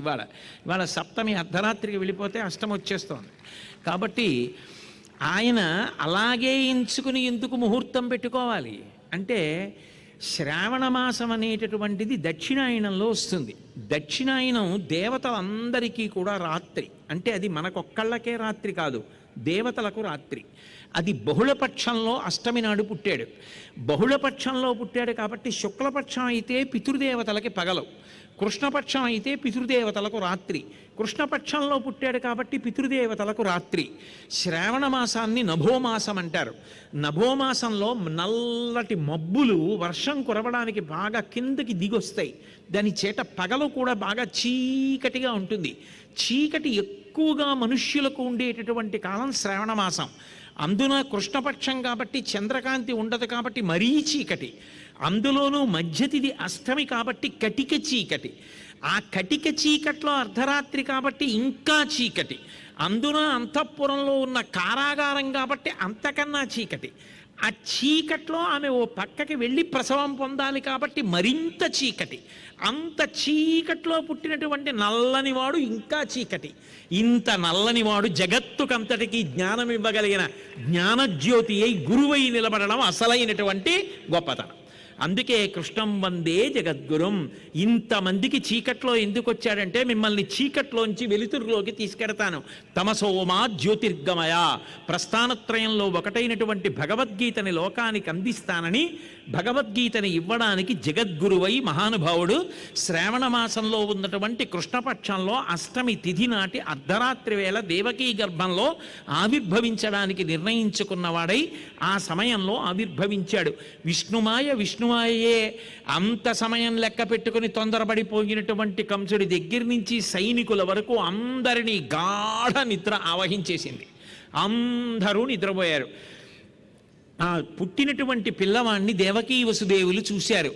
జలధరదేహు నాజాను చతుర్బాహు సరసీరుహక్షు విశాలవక్షు జారుగదా శంఖ చక్ర పద్మ విలాసు కంఠ కౌస్తుభమణి కాంతిభాసు కమనీయ కటిసూత్ర కంకణ కేయూర శ్రీవత్సలాంచనంచిత విహారు మరుకుండలద్వయ కుంతలలాటు వైఢూర్యమణిగణ వరకిరీటు బాలు పూర్ణేందు రుచిజాలు భక్త లోకపాలు సుగుణాలవాలు కృపావిశాలు చూచి తిలకించి పులకించి చోద్యమంది ఉబ్బి చెలరేగి వసుదేవుడు ఉత్సహించే అన్నారు. ఆ పుట్టినటువంటి పిల్లవాడు జలధరదేహు, నల్లటి నీరు నిండిన మబ్బు కేవలం బొగ్గులా ఉండదు, ఒక గొప్ప కాంతి ఉంటుంది, ద్యుతి.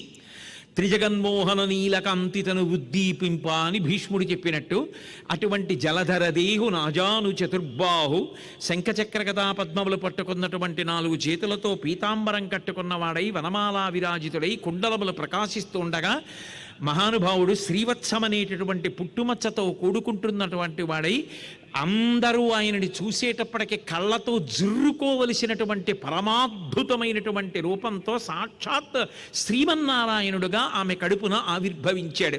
అందుకే జలధరదేహు నాజాను చతుర్బాహు సరసీరుహక్షు విశాలవక్షు జారుగదా శంఖచక్ర పద్మ విలాసు కంఠ కౌస్తుభమణి కాంతిభాసు కమనీయ కటిసూత్ర కంకణ కేయూర శ్రీవత్సలాంచనంచిత విహారు మరుకుండలద్వయ కుంతలలనాటు వైఢూర్య మణిగణ వరకిరీటు బాలు పూర్ణేందు రుచిజాలు భక్త లోకపాలు సుగుణాలవాలు కృపావిశాలు. అటువంటి పిల్లవాడిని చూసుకుని ఇటువంటి పరమాత్మ లోకములను కన్న తండ్రి నాకు కొడుకుగా వచ్చాడని ఎంత పొంగిపోయి ఉంటాడు ఆ వసుదేవుడు. బాలు పూర్ణేందు రుచిజాలు లోకపాలు కృపావిశాలు చూచి తిలకించి పులకించి చోద్యమంది ఉబ్బి చెలరేగి వసుదేవుడు ఉత్సహించే. పొంగిపోయాడంతే వసుదేవుడు. నేను శ్రీమన్నారాయణుడికి తండ్రిని అవడమా అని. కొడుకు పుడితే మైల తీరిపోగానే, అంటే అశౌచం పోగానే గోదానం చేస్తారు.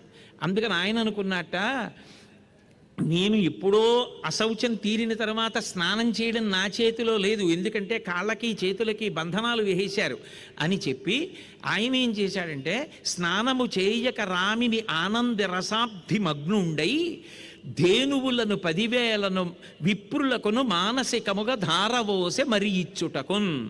మానసికంగా నేను ఆనందధారలో స్నానం చేసేశా, శ్రీమన్నారాయణుడికి తండ్రినయ్యా, మహానుభావుణ్ణి ఇటువంటి దర్శనం చేశా, ఈ ఆనందంలో తడిసిపోయిన తర్వాత ఇక నాకు బాహ్య స్నానంతో సంబంధం ఏమిటి? గోవిందేతి సదా స్నానం, గోవిందా గోవిందా అంటాం అలవాటైతే వాళ్ళు నిత్యము శౌచం ఉన్న వాళ్ళే, అస్తమానం శౌచం పొందినట్టే. ఎందుకంటే గోవిందనామం పలికితే శౌచం కలుగుతుంది. అటువంటిది నేను ఎదురుగుండా పరమాత్మని దర్శనం చేసి తండ్రినైన తరువాత ఇంకా నాకు స్నానం చెయ్యలేదన్న దోషం ఎక్కడుంది? అందుకని మానసికంగా 10,000 గోవుల్ని విప్రులకి దానం చేసేస్తున్నాను అన్నాడు. బయటికి వచ్చిన తర్వాత నిజంగా దానం చేస్తాను, ఇప్పుడు 10,000 గోవుల్ని ఇచ్చేస్తున్నాను అన్నాడు. అని మానసికముగా ధారవోసే మరి ఇచ్చుటకున్, మళ్ళీ ఇవ్వడం కోసం ముందు 10,000 గోవుల్ని ఇచ్చేశాడు. ఇచ్చేసి పరమానంద పడిపోయి, లోకంలో ఎక్కడైనా కొడుకు పుడితే తండ్రి ఎత్తుకుంటాడు, కానీ ఈయన నా తండ్రి అని నిజానికి ఆ పిల్లవాడికి తెలిసే అవకాశం ఉండదు. తల్లి చెప్పాలి, నాన్నగారురా నువ్వు అనకూడదురా అని. అమ్మ తండ్రి గౌరవాన్ని నేర్పుతుంది పిల్లవాడికి. చిత్రం ఏమిటంటే, పిల్లవాడిని చూసి తండ్రి 2 చేతులెత్తి నమస్కారం చేసి నేల మీద పడి సాష్టాంగం చేసి స్తోత్రం చేశాడు. స్వామి మేమెంత అదృష్టవంతులం, సర్వము నీలో నిధిగా సర్వాత్ముడవ ఆత్మవస్తు సంపన్నుడవై సర్వమయుడవగు నీకును సర్వేశ్వర లేవులోను సంధులు వెలయన్. ఈశ్వర, సర్వము మీలో ఉంటాయి, అన్నిటి యందు మీరు ఉంటారు. మీకు లేనిదన్నది మీకు కోరిక ఉండడం అన్న మాట లేదు. అటువంటి నిత్య పరిపూర్ణుడమైనటువంటి నువ్వు నాకు కొడుకుగా వచ్చావు, ఏమి నా భాగ్య విశేషం. అవతల కంసుడు సంహరించాలని ఎదురు చూస్తున్నాడు. మీరు ఎలా రక్షించుకుంటారో, ఎలా ధర్మాన్ని రక్షిస్తారో, ఎలా లోకాన్ని కాపాడతారో స్వామి, ఇవే మీకు నా నభోవాక్కములన్నాడు. తల్లి దేవకీదేవి లేచింది, అందరూ సమాధి స్థితిలో మిమ్మల్ని దర్శనం చేశామనుకుంటారు, అది భావమునందు గోచరమైనటువంటి సమాధి. కానీ యథార్థముగా మీ రూపం ఇలా ఉంటుంది అని మిమ్మల్ని ఇలా దర్శనం చేసేటటువంటి భాగ్యము పొందిన దానను నేను ఒక్కతనే. అయినా మాతృత్వం అన్నది ఉన్నదే, దాని చేత నీకు ఏ ఆపద కలుగుతుందో, కంసుడు నిద్రలేస్తాడేమో, నిన్నేమన్నా చేస్తాడేమో అని భయం కలుగుతోంది. జాగ్రత్త పడండి, కంసవధ జరగాలి, రాక్షస సంహారం జరగాలి, భూమికి బరువు తగ్గాలి, మా వంటి భక్తుల్ని మీరు కాపాడాలని చెప్పి తల్లి దేవకీదేవి కొడుకుని ప్రార్థన చేసింది. అది విచిత్రం. ఆయన జరిగిన కథ వాళ్ళకి చెప్పాడు. అందుకే శ్రీకృష్ణావతారం లాంటి అద్భుతమైన అవతారం ఇంకేది ఉండదు. కృష్ణస్తు భగవాన్ స్వయం, ప్రాకృత శిశువుల పుట్టల. అదే రామచంద్రమూర్తి అయితే ఇలా ఏముండదు. కేవలం నరుడు ఎలా ప్రవర్తిస్తాడో 16 గుణాలతో కేవల మనుష్యుళ్ళ. కోన్వస్మిన్ సంప్రదంలోకే గుణవాన్ కశ్చ వీర్యవాన్ ధర్మజ్ఞశ్చ కృతజ్ఞశ్చ సత్యవాక్యో దృఢవ్రతః చారిత్రేణ చ కోయుక్తః సర్వభూతేషు కోహితః విద్వాన్ కః కస్సమర్థశ్చ కశ్చైక ప్రియదర్శనః ఆత్మవాన్ కో జితక్రోధో ద్యుతిమాన్ కో నరసూయకః కస్య బిభ్యతి దేవాశ్చ జాతరోషస్య సంయుగే అని 16 గుణాలతో నరుడిలా ప్రవర్తిస్తాడు. గురువుల దగ్గర నేర్చుకుంటాడు అన్నీ. కానీ శ్రీకృష్ణ పరమాత్మ పుడుతూనే పరిపూర్ణావతారంగా అసలు తాను ఎందుకు వాళ్ళ కడుపున పుట్టాడో చెప్పాడు. ఒకానొకప్పుడు మీరిద్దరూ కూడా నా కోసం ఘోరమైనటువంటి తపస్సు 12,000 దివ్య సంవత్సరములు చేశారు. అప్పుడమ్మా నీ పేరు పృశ్ని, నీ భర్త పేరు సుతపుడు, మీ ఇద్దరూ గొప్ప తపస్సు చేసి ఆకులు కూడా తినడం మాని చేశారు. నేను ప్రత్యక్షమయ్యాను, ఏం కావాలి అని అడిగాను. నా మాయ మిమ్మల్ని కప్పింది. ఆ సమయంలో నీలాంటి కొడుకు కావాలి అని అడిగారు. మోక్షం కూడా అడగలేదు ఇంత తపస్సు చేసి. నాలాంటి కొడుకు నేను తప్ప ఇంకొకడు లేడు, అందుకే 3 మార్లు మీకు కొడుకుగా వస్తాను అని అభయం ఇచ్చాను. మీకు ఆ సమయంలో ఒకసారి కొడుకుగా వచ్చా. నీ పేరు పృశ్ని, ఆయన పేరు సుతపుడు, కాబట్టి నా పేరు పృశ్ని గర్భుడైంది. వేరొకసారి మీరిద్దరూ అదితి కశ్యపులయ్యారు, నేను వామనమూర్తిగా వచ్చా. 3వసారి మీరు దేవకీ వసుదేవులయ్యారు, నేను కృష్ణుడిగా వచ్చా. ఈ అవతారంలో గొప్పతనం ఏమిటంటే నా రూపాన్ని, నా గుణాన్ని, నా అందాన్ని, నా కథల్ని ఒకసారి స్మరిస్తూ ఉంటే చాలు, అది కృష్ణతత్వం. ఒక్కసారి నా కథలు వింటూ ఉంటే, నా లీలలు వింటూ ఉంటే, నా గురించి తెలుసుకుంటూ ఉంటే, నా స్పర్శ కలిగినటువంటి కారణం చేత సమస్త బంధనములు విడిపోతాయి. ఇక మీరు మళ్ళీ పుట్టవలసిన అవసరం ఉండదు, మీరు నాలో చేరిపోతారనే అభయం ఇచ్చి, తర్వాత వాళ్ళు చెయ్యవలసినటువంటి కార్యమేమిటో వసుదేవుడికి భావప్రచోదనమయ్యేటట్టుగా చేసి ఆయన తన యొక్క దివ్యమైనటువంటి రూపాన్ని ఉపసంహారం చేసి ప్రాకృత శిశువుగా మారిపోయాడు. మారిపోగానే ఆ పిల్లవాడిని తీసి గుండెల మీద పెట్టుకుని వసుదేవుడు బయటికి బయలుదేరగానే ఆ కారాగారం తలుపులకు వేసినటువంటి పెద్ద పెద్ద ఇనప గొలుసులు తెగిపోయాయి, వాటికి వేసిన తాళం కప్పలు ఊడిపోయాయి. పరమాత్మ ఒక్కసారి ఎక్కడవ్వాలి, ఇక్కడే అవుతుంది దర్శనం. అంతర్ముఖ సమారాధ్య బహిర్ముఖ సుదుర్లభ, బయట కాదు, ధ్యానంలో ఇక్కడవ్వాలి దర్శనం. అందుకే భిజ్యతే హృదయ గ్రంథి చింద్యంతే సర్వసంశయా క్షీయంతే చాస్యకర్మాణి తస్మిన్ దృష్టే పరావరే. పరమాత్మ దర్శనం అయిన తర్వాత ఇంకా సంశయములు కర్మలు ఇటువంటి ఉండడానికి వీల్లేదు. అందుకే ఆ కర్మబంధనములు, ఆ గొలుసులు తెగిపోయాయి, సంశయములు తాళములు ఊడిపోయాయి. ఆ జన్మల యందు ఉండేటటువంటి సంసారం అనేటటువంటి కారాగారం తలుపులు తెరుచుకుపోయాయి. కామమనే కంసుడు నిద్రపోయాడు. రాక్షస పరివారం ఇంద్రియవృత్తులన్నీ కూడా నిద్రైపోయాయి.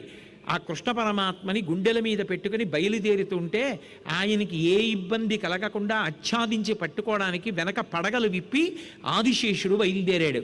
తిన్నగా యమున దగ్గరికి వెళ్ళారు. భయంకరమైనటువంటి వరదతో వెడుతోంది యమున. యమునకు ఒక లక్షణం ఉంటుంది, యమునా నది వెనక్కి తిరగదు, కానీ గంగ తిరుగుతుంది. గంగ కాశీపట్టణంలో అప్పటి వరకు దక్షిణంగా ప్రవహించి ఉత్తరానికి తిరుగుతుంది. అందుకే కాశీ గంగా అంటారు. ఎక్కడైనా గంగే, కాశీ గంగా అనడం ఎందుకంటే దక్షిణానికి వెడుతున్న గంగ ఉత్తరానికి తిరుగుతుంది. పుట్టిన ప్రతి జీవి ఎన్ని కోట్ల జన్మలెత్తినా ఒక్కొక్క క్షణం గడిచిపోతుంటే కదలకపోయినా ప్రయాణం జరిగిపోతూ ఉంటుంది దక్షిణ దిక్కుకి.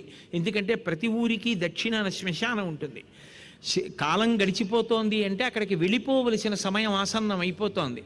కానీ ఎవరు ప్రయత్నపూర్వకంగా ఉత్తరానికి తిరుగుతాడో వాడికి ఉత్తరాన మృత్యుంజయుడు పరమశివుడు హిమపర్వతం మీద కూర్చుని ఉంటాడు. అంటే అటు తిరిగారు అంటే దాని అర్థం ఏమిటంటే ఇక మళ్ళీ పుట్టవలసిన అవసరం లేదు అని గుర్తు. అందుకే దక్షిణామూర్తిగా ఆయన దక్షిణాన్ని చూస్తే సనక సనందనాదులు ఉత్తరాన్ని చూస్తూ కూర్చుంటారు. చిత్రం వటతరోర్మూలే వృద్ధా శిష్యా గురుర్దివా గురోస్తు మౌనం వ్యాఖ్యానం శిష్యాస్తు చిన్న సంశయా గురవే సర్వలోకానాం భిషజే భవరోగిణాం నిధయే సర్వ విద్యానాం దక్షిణామూర్తయే నమః అని. అదే యమునైతే వెనక్కి తిరగదు, ముందుకే వెళ్ళిపోతుంది. ఎందుకని అంటే సూర్యుడి కొడుకు యముడు, సూర్యుని కూతురు యమున. యమున కాలానికి చిహ్నం. కాలం ముందుకు వెళ్ళిపోవడమే తప్ప కాలం వెనక్కి రాదు. ఆ ముందుకు వెళ్ళిపోతున్నటువంటి కాలంలో ఏ జీవి ఎప్పుడు పడిపోవాలో చూసి అప్పుడు పడగొట్టడం యముని యొక్క ధర్మం. ఇద్దరికీ ఆధారంగా ప్రయాణం చేయడం సూర్యుడి యొక్క లక్షణం. అందుకే యమున విశేషమైనటువంటి పరవళ్లతో వెళ్ళిపోతోంది. కానీ గుండెల మీద పెట్టుకుని కృష్ణ పరమాత్మని వచ్చినటువంటి వసుదేవుడికి త్రోవ వదిలిపెట్టేసింది. ఆశౌరికి తెరవసగెను ప్రకాశోద్ధత తుంగ భంగ కలిత ధరా సాకాశయగు యమున మును సీతేశునకు పయోధి త్రోవ ఇచ్చిన భంగిన్ అన్నారు పోతన గారు. ఒకప్పుడు రామావతారంలో సముద్రం ఎలా చోటిచ్చేసిందో అలా అంత గొప్ప వరదతో ప్రవహిస్తున్నటువంటి యమునా నది గుండెల మీద కృష్ణుండి పెట్టుకుని వచ్చినటువంటి వసుదేవుడికి దారి ఇచ్చేసింది. ఆ యమున దాటిపోయాడు. అంటే ఎవరు పరమాత్మని ఇక్కడ ధరిస్తున్నాడో వాడు కాలమును దాటిపోతున్నాడు. ఇక కాలమునందు మళ్ళీ పుట్టవలసిన అవసరం ఉండదు. అది లోపల కృష్ణ పరమాత్మకి సంబంధించినటువంటి అవతారంలో ఉన్న గొప్ప రహస్యం. అందుకని యమున దాటిపోయాడు, నందవ్రజానికి వెళ్ళాడు. యమునకి ఆవల నందవ్రజం ఉంటుంది, యమునకి ఈవల మధురానగరం ఉంటుంది. ఇటు కంసుడు ఉంటాడు, అటు నందుడు ఉంటాడు. నందుడు అంటే ఆనంద స్వరూపుడు, ఎప్పుడూ తనలో తాను సంతోషించేటటువంటి యోగి. యోగరతోవా భోగరతోవా సంగరతోవా సంగవిహీన యస్య బ్రహ్మణి రమతే చిత్తం నందతి నందతి నందత్యేవ. తనలో తాను రమిస్తూ భగవంతుణ్ణి ఇక్కడ చూసేవాడెవరో, అటువంటి సాధకుడెవరో, అటువంటి యోగి ఎవరో ఆయన నందుడు. ఇటు పక్క కామంతో కోరికలతో ఎప్పుడూ కలయ తిప్పి మధురమైన ఊహలతో తిప్పేటటువంటి కోరికల పుట్ట కంసుడు. కంసుడు మధురని పరిపాలిస్తాడు. నందవ్రజం దగ్గర నందుడు ఉంటాడు. మధ్యలో యమున అడ్డుంటుంది. యమున దాటితే నందవ్రజానికి వెడతారు. అందుకని పరమాత్మని తీసుకుని నందవ్రజానికి వెళ్ళాడు. అక్కడ యశోదకి యోగమాయి జన్మించింది. ఇద్దరు ఒక్కసారే పుడతారు. అందుకే ఈయనకి తల్లి యశోద అవుతుంది. తల్లి ఆ యశోదకి ఆమె పుట్టింది. అంటే ఇద్దరికీ తల్లిదండ్రులు ఎవరయ్యారు? ఒక్కళ్ళే అయ్యారు. ఆమె ఇక్కడికి వస్తుంది దేవకీదేవి దగ్గరికి. ఈ దేవకీకి ఈయన పుడతాడు. అంటే ఇద్దరికీ తల్లిదండ్రులు ఒకరే అవుతారు. నారాయణ నారాయణి అన్నా చెల్లెళ్ళు అవుతారు. ఇద్దరు రెండు రూపాలతో కార్యాన్ని నిర్వర్తిస్తూ ఉంటారు. అది అసలు గొప్ప విశేషం. అనుభవించగలిగితే ఇన్ని రూపాలతో పరమాత్మ ఎంత చమత్కారం చేస్తూ ఉంటాడో అర్థం అవుతుంది. అందుకని తీసుకెళ్ళి ఆ ప్రసవమై ఆడపిల్ల పుట్టి ఉన్నది, ఆడపిల్ల పుట్టిందని కానీ ప్రసవమైందని కానీ ఎవ్వరికీ తెలియదు. అది యోగమాయ అంటే. అలా ఉంటుందా అండి అంటే, మత్తు వైద్యుడు గుండె కోసేస్తుంటే ఆయన ఇచ్చిన మత్తుకి మనకే ఒళ్ళు తెలియకుండా పడుకుంటే, పరమాత్మ పెట్టేటటువంటి మత్తుకి ఇవన్నీ తెలియకుండా పోతాయంటే ఆశ్చర్యపోవడానికి ఏముంటుంది అందులో? ఆయన కన్నా మత్తు వైద్యుడు లేడు, ఆయన కన్నా గొప్ప వైద్యుడు లేడు, ఆయన కన్నా మనస్తత్వ శాస్త్రవేత్త లేడు, ఆయన కన్నా ఎవడు ఎంత గొప్పవాడు కాడు. ఎందులోనైనా గొప్పవాడు ఆయనే. కాబట్టి ఆ పరిపూర్ణావతారమైనటువంటి కృష్ణావతారాన్ని తీసుకెళ్ళి జాగ్రత్తగా యశోద పక్కన పడుకోబెట్టేశారు. పడుకోబెట్టేసి ఈ యోగమాయని ఎత్తుకుని మళ్ళీ వచ్చాడు. మరి అదేగా రూపం ఇది, అది పురుష రూపం, ఇది స్త్రీ రూపం. మళ్ళీ యమున దారిచ్చేసింది. మళ్ళీ వచ్చేసాడు, అంతఃపురంలోకి వచ్చేసాడు, కారాగారంలోకి వచ్చేసాడు, ఎక్కడ బంధింపబడ్డారో అక్కడికి వచ్చేసాడు. ఈ పిల్లని తీసుకొచ్చి దేవకీదేవి దగ్గర పెట్టేశాడు. దేవకీదేవి పిల్లని ఎత్తుకుంది. మళ్ళీ తలుపులు మూసుకుపోయాయి, మళ్ళీ బంధనములు పడిపోయాయి, మళ్ళీ ఆ గొలుసులకి తాళాలు పడిపోయాయి. కానీ వసుదేవుణ్ణి బంధించిన గొలుసులు మాత్రం ఆయన్ని బంధించలేదు, అలాగే ఉండిపోయాయి కింద. అప్పుడు పదముల సంఖ్యల నిడుకుని మదితలచుచ సౌరసతుడు ముందురవోలెన్ గుదురుకొన రీతి దేహము కదిలించుచు ఒదిగియుండే గురువరతంబున్ అన్నారు పోతన గారు. చిన్న పద్యంలో ఎంత గొప్ప విషయం పెట్టారో. మహాజ్ఞాని, సంసారమును తరించిపోయినవాడు, ఆయన కూడా సంసారంలో ఉన్నట్టే కనపడతాడు, కానీ ఆయన సంసారమునందు లేడు, ఉన్నట్టు కనపడుతుంటాడంతే. సంసారమును దాటిపోయినట్టు కనబడి సంసారం పెంచుకుంటున్న వాళ్ళు ఉంటారు సమాజంలో. రెండు రకాలు ఉంటాయి. కాబట్టి సంసారమునందు ఉన్నట్టుగా ఉన్నాడు, అందుకే తను తగిలించుకున్నాడు తప్ప బంధనాలు ఆయన్ని తగులుకోలేదు. బాహుల పదముల సంఖ్యల నిడుకొని కాళ్ళకి చేతులకి ఆయన వేసుకున్నాడు సంఖ్యళ్ళు, అంటే ఆయన సంసారంలో ఉన్నట్టు కనపడుతున్నాడు, కానీ నిజానికి ఆయన లేడు. తావరాకు మీద నీటి బొట్టుంది తప్ప నీటి యందు లేదు. నీటి నుండి వేరే తామరాకు మీద ప్రకాశిస్తున్నట్టుగా సంసారము కన్నా అతీతముగా ఉన్నాడు. అందుకని ఒకసారి కృష్ణ దర్శనం అయిపోయి ఆయన్ని గుండెల మీద పెట్టుకున్న తర్వాత ఉండేటటువంటి యోగి స్థితి అంతే. కాబట్టి పదముల సంఖ్యల నిడుకుని మది తలచుచు సూరసుతుడు ముందరివోలెన్ గుదురుకల రీతి దేహము కదిలించుచు ఒదిగియుండే గురువరతంబున్. నిజానికి ఇప్పుడు నిర్భయుడు. ఆయనకేం ఒకసారి భగవద్దర్శనమై అద్వైతానుభూతి పొందేశాక ఇంకా భయం ఏమిటి? కానీ భయపడుతున్నవాడిలా ముడిచిపెట్టుకు కూర్చున్నట్టుగా కూర్చున్నాడు. కానీ ఆయన భగవత్తత్వమునందు రమించిపోయి విదేహముక్తికి వెళ్ళవలసినటువంటి స్థితికి అర్హుడైపోయి కేవలముగా జీవన్ముక్తుడై ఇంకా శరీరంతో ఉన్నటువంటి వ్యక్తి యొక్క గొప్పతనాన్ని ఆవిష్కరిస్తున్నారు. కాబట్టి ఆ స్థితిలో వసుదేవుడు కూర్చుని ఉన్నాడు. దేవకీదేవి మాత్రం కథ ముందుకి వెళ్ళాలి కదా, వైష్ణవమాయ కప్పింది. తనకు ఆడపిల్లే పుట్టిందనుకుందో, ఈ ఆడపిల్ల నాదే అనుకుందో, రక్షించుకోవాలనుకుందో, ఆ ఆడపిల్ల క్యారమని గట్టిగా ఏడ్చింది. ముహూర్తం పెట్టుకుని ఏడ్చారు చక్కగా ఇద్దరు. అప్పటి వరకు కుయ్యి లేదు. అప్పుడు ఏడ్చింది గట్టిగా. ఏడవగానే కాపలా వాళ్ళందరికీ తెలివొచ్చింది. కాపలా వాళ్ళందరికీ తెలివి రాగానే నిద్రపోయి తెలివి వచ్చిందనుకోవట్లేదు, మేమందరం తెలివిగానే ఉన్నాం, ఆమెకి ప్రసవమైందని తెలుసుకున్నాం అనుకున్నారు. వాళ్ళు ముందు చూసింది ఏమిటంటే గొలుసులు అలాగే ఉన్నాయా, తాళాలు అలాగే ఉన్నాయా. తేడా వస్తే కంసుడు వచ్చాక తల తీసేస్తాడు, లోపల శిశువు మారిపోయిందేమోనని. ముందు వాళ్ళ భద్రత చూసుకోవాలి కదా. అందుకని గొలుసులు తాళాలు చూసి తర్వాత పరిగెత్తుకుంటూ కంసుడి దగ్గరికి వెళ్ళి, కంస మహాప్రభో శిశుజననమైంది, అష్టమ గర్భం పుట్టిందన్నారు. జుత్తు విరబోసేసుకుని ఆ నిద్రలో లేచినవాడు కనుగుడ్లు తిరుగుడు పడుతుండగా, వస్త్రం జారిపోతుండగా చేతిలో ఖడ్గాన్ని పట్టుకుని గబ్బా వచ్చి కారాగారం లోపలికి వెళ్ళాడు. మళ్ళీ పోతన గారు అన్నశబ్దం వేస్తారు. విష్ణుమాయ కప్పింది కదూ. అన్నశమింపు మన్న తగదల్లుడు కాడిది మెనకోడలవు మన్నన చేయు మన్న వినుమానిని చంపుట రాచపాటి కాదన్న సుకీర్తివై మనగదన్న మహాత్ములు పోవు త్రోవ పోవన్న భవత్ సహోదరి కదన్న నిను శరణంబు వేడదన్. ఎక్కడ అసలు ఆ అన్నా చెల్లి వచ్చినా పోతన గారు పరవశించిపోతారంతే. అన్న క్షమింపుమన్న, అన్నయ్య క్షమించన్నయ్య, నిన్ను నువ్వు నియంత్రించుకో అన్నయ్య. తగదల్లుడు కాడిది మెనకోడలవు, 6 మగపిల్లల్ని చంపేశావన్నయ్య. 7వది గర్భస్రావం అయిపోయిందన్నయ్య. గర్భస్రావం అయిపోయింది అనుకుంటోంది ఆవిడ. 8వది ఆడపిల్ల అన్నయ్య. ఆడపిల్ల నీకు ఎలా శత్రువు అవుతుందన్నయ్య? మేనకోడలు అన్నయ్య, నువ్వు మేనమామ అన్నయ్య. ఎంత ముద్దు చేయాలన్నయ్య, మేనకోడలు పుట్టిందని బహుమానాలు ఇవ్వాలి, సంతోషంగా ఎత్తుకోవాలి. మేనమామల ముద్దు మేలైన ముద్దు, తలకు తా ముద్దు తాను అమ్మాయి. అందులో మేనకోడలంటే ఎంత ప్రేమ మేనమామకి, ఎంత ముద్దు చెయ్యాలి. మానేసి చంపేస్తావా? తగదు అల్లుడు కాడిది మేనకోడలవు, మన్నన చేయు మన్న విను మానిని చంపుట రాచపాడి కాదన్న. ఆడపిల్లని చంపడం మహా తప్పు, అందున పసిపిల్లని చంపేస్తావా? విను మానిని చంపుట రాచపాడి కాదన్న, భవత్ సహోదరి కదన్న, నీకు చెల్లి కదన్న. తగదన్న శమింపుమన్న వేడెదన్. అన్నా అన్నా అన్నా అన్నా అని 1కి 10 మాటలంది.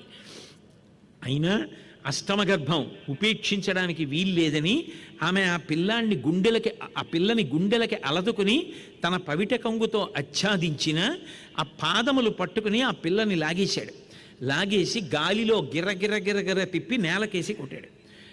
ఆ పిల్ల నేలకి తగలడం మానేసి పైకి ఎగిరిపోయింది.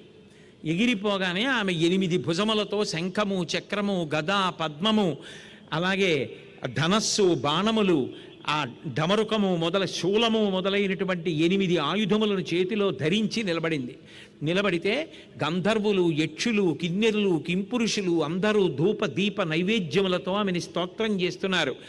ఆమె 14 రూపాలతో ఆ తల్లియే ఈ లోకంలో పూజలు అందుకుని ఇప్పటికీ భక్తుల యొక్క కోరికలు తీరుస్తోంది అంటారు.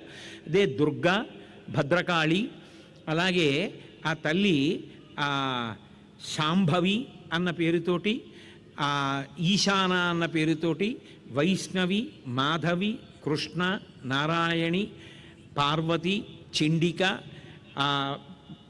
కుముద, ఇటువంటి 14 పేర్లతోటి కూడా ఆ తల్లి ఈ లోకంలో అనేక స్థానముల యందు వెలిసి భక్తుల యొక్క కోర్కెలు తీరుస్తూ నైవేద్యాలు అందుకుంటూ ఆమె లోకాన్ని కాపాడుతోంది.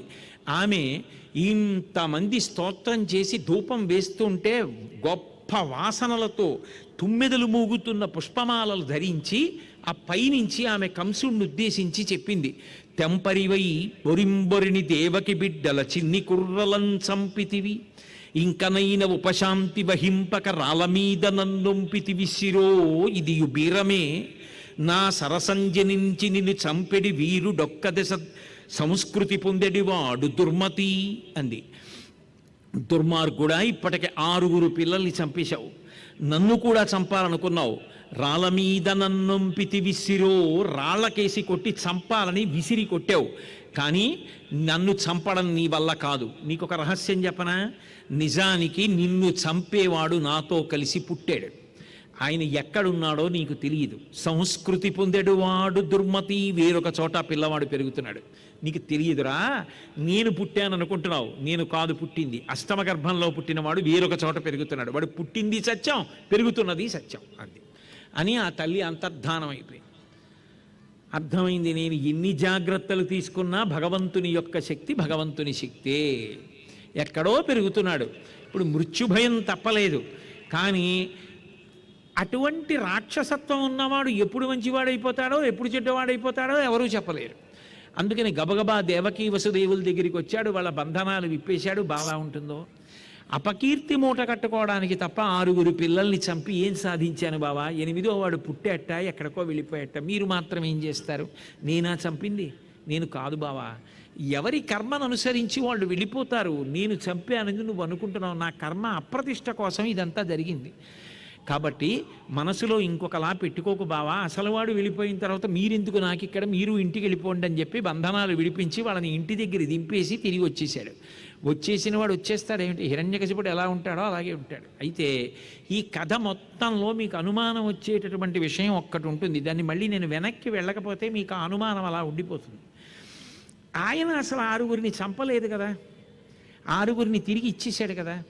6 తిరిగి ఇచ్చేసినప్పుడు ఊరుకుంటే గొడవ వదిలిపోయింది కదా. నారదుడు వచ్చి వాళ్ళందరూ దేవతలు అని చెప్పబట్టి కదా చంపించాడు. అది చెప్పకపోతే దేవతలు చంపరేమిటి కంసుణ్ణి? చెప్పడం ఎందుకు? ఆ ఆరుగురిని చంపించేయడం ఎందుకు పిల్లల్ని? కంసుడు చంపలేదు, నారదుడు చెప్పి చంపించేశాడు. ఏమైనా బాగుంది అది? ఎందుకు చెప్పాలి నారదుడు అంటే? మీకు భాగవతంలో కనపడదు, కానీ దేవీ భాగవతంలో దీనికి పరిష్కారం దొరుకుతుంది. షడ్గర్భోపాఖ్యానము అని ఒక ఉపాఖ్యానం ఉంది. అందులో ఆ ఆరుగురు పిల్లలు కూడా మరీచి, ఊర్ణాదేవి అని చెప్పి మహర్షి దంపతుల యొక్క సంతానం. ఆ ఆరుగురు కూడా గొప్ప బ్రహ్మజ్ఞాన సంపన్నులు. కానీ వాళ్ళకి ఎందుకు వచ్చిందో ఆలోచన, వాళ్ళు ఒకప్పుడు బ్రహ్మచీష్టితం గురించి మనసులో వాళ్ళకి హాస్యంగా అనిపించి బ్రహ్మగారి గురించి వాళ్ళు నవ్వుకున్నారు. ఆయనకి కోపం వచ్చింది. మీరు ఇంత జ్ఞానం కలిగిన వాళ్ళు, ఇంత సత్వగుణ సంపన్నులు అయ్యుండి నన్ను గూర్చి వికటంగా నవ్వారు, కాబట్టి మీరు రాక్షస యోనుల యందు జన్మించండి అన్నాడు. వాళ్ళు, మేము నవ్విన మాట తప్పే, మేము అపరాధం చేసింది దోషమే, కానీ మేము రాక్షస యోనులలో పుడితే మళ్ళీ తరించడానికి మాకు అవకాశం ఎక్కడుంటుంది అని బాధపడ్డారు. బాధపడితే అప్పుడు శాపావకాశం ఇచ్చాడు. మీరు రాక్షస యోనులలోకి వెళ్ళినా మీ సత్వగుణం అలా ఉంటుంది, మీరు తపస్సు చేసి తొందరలో మళ్ళీ మీ రూపాలని మీరు పొందుతారని. ఆ కారణం చేత వాళ్ళు ఏం చేశారంటే, ముందు కాలనేమికి పుత్రులుగా వచ్చి శరీరాలు వదిలిపెట్టి హిరణ్యకశిపుడికి కొడుకులుగా వచ్చారు.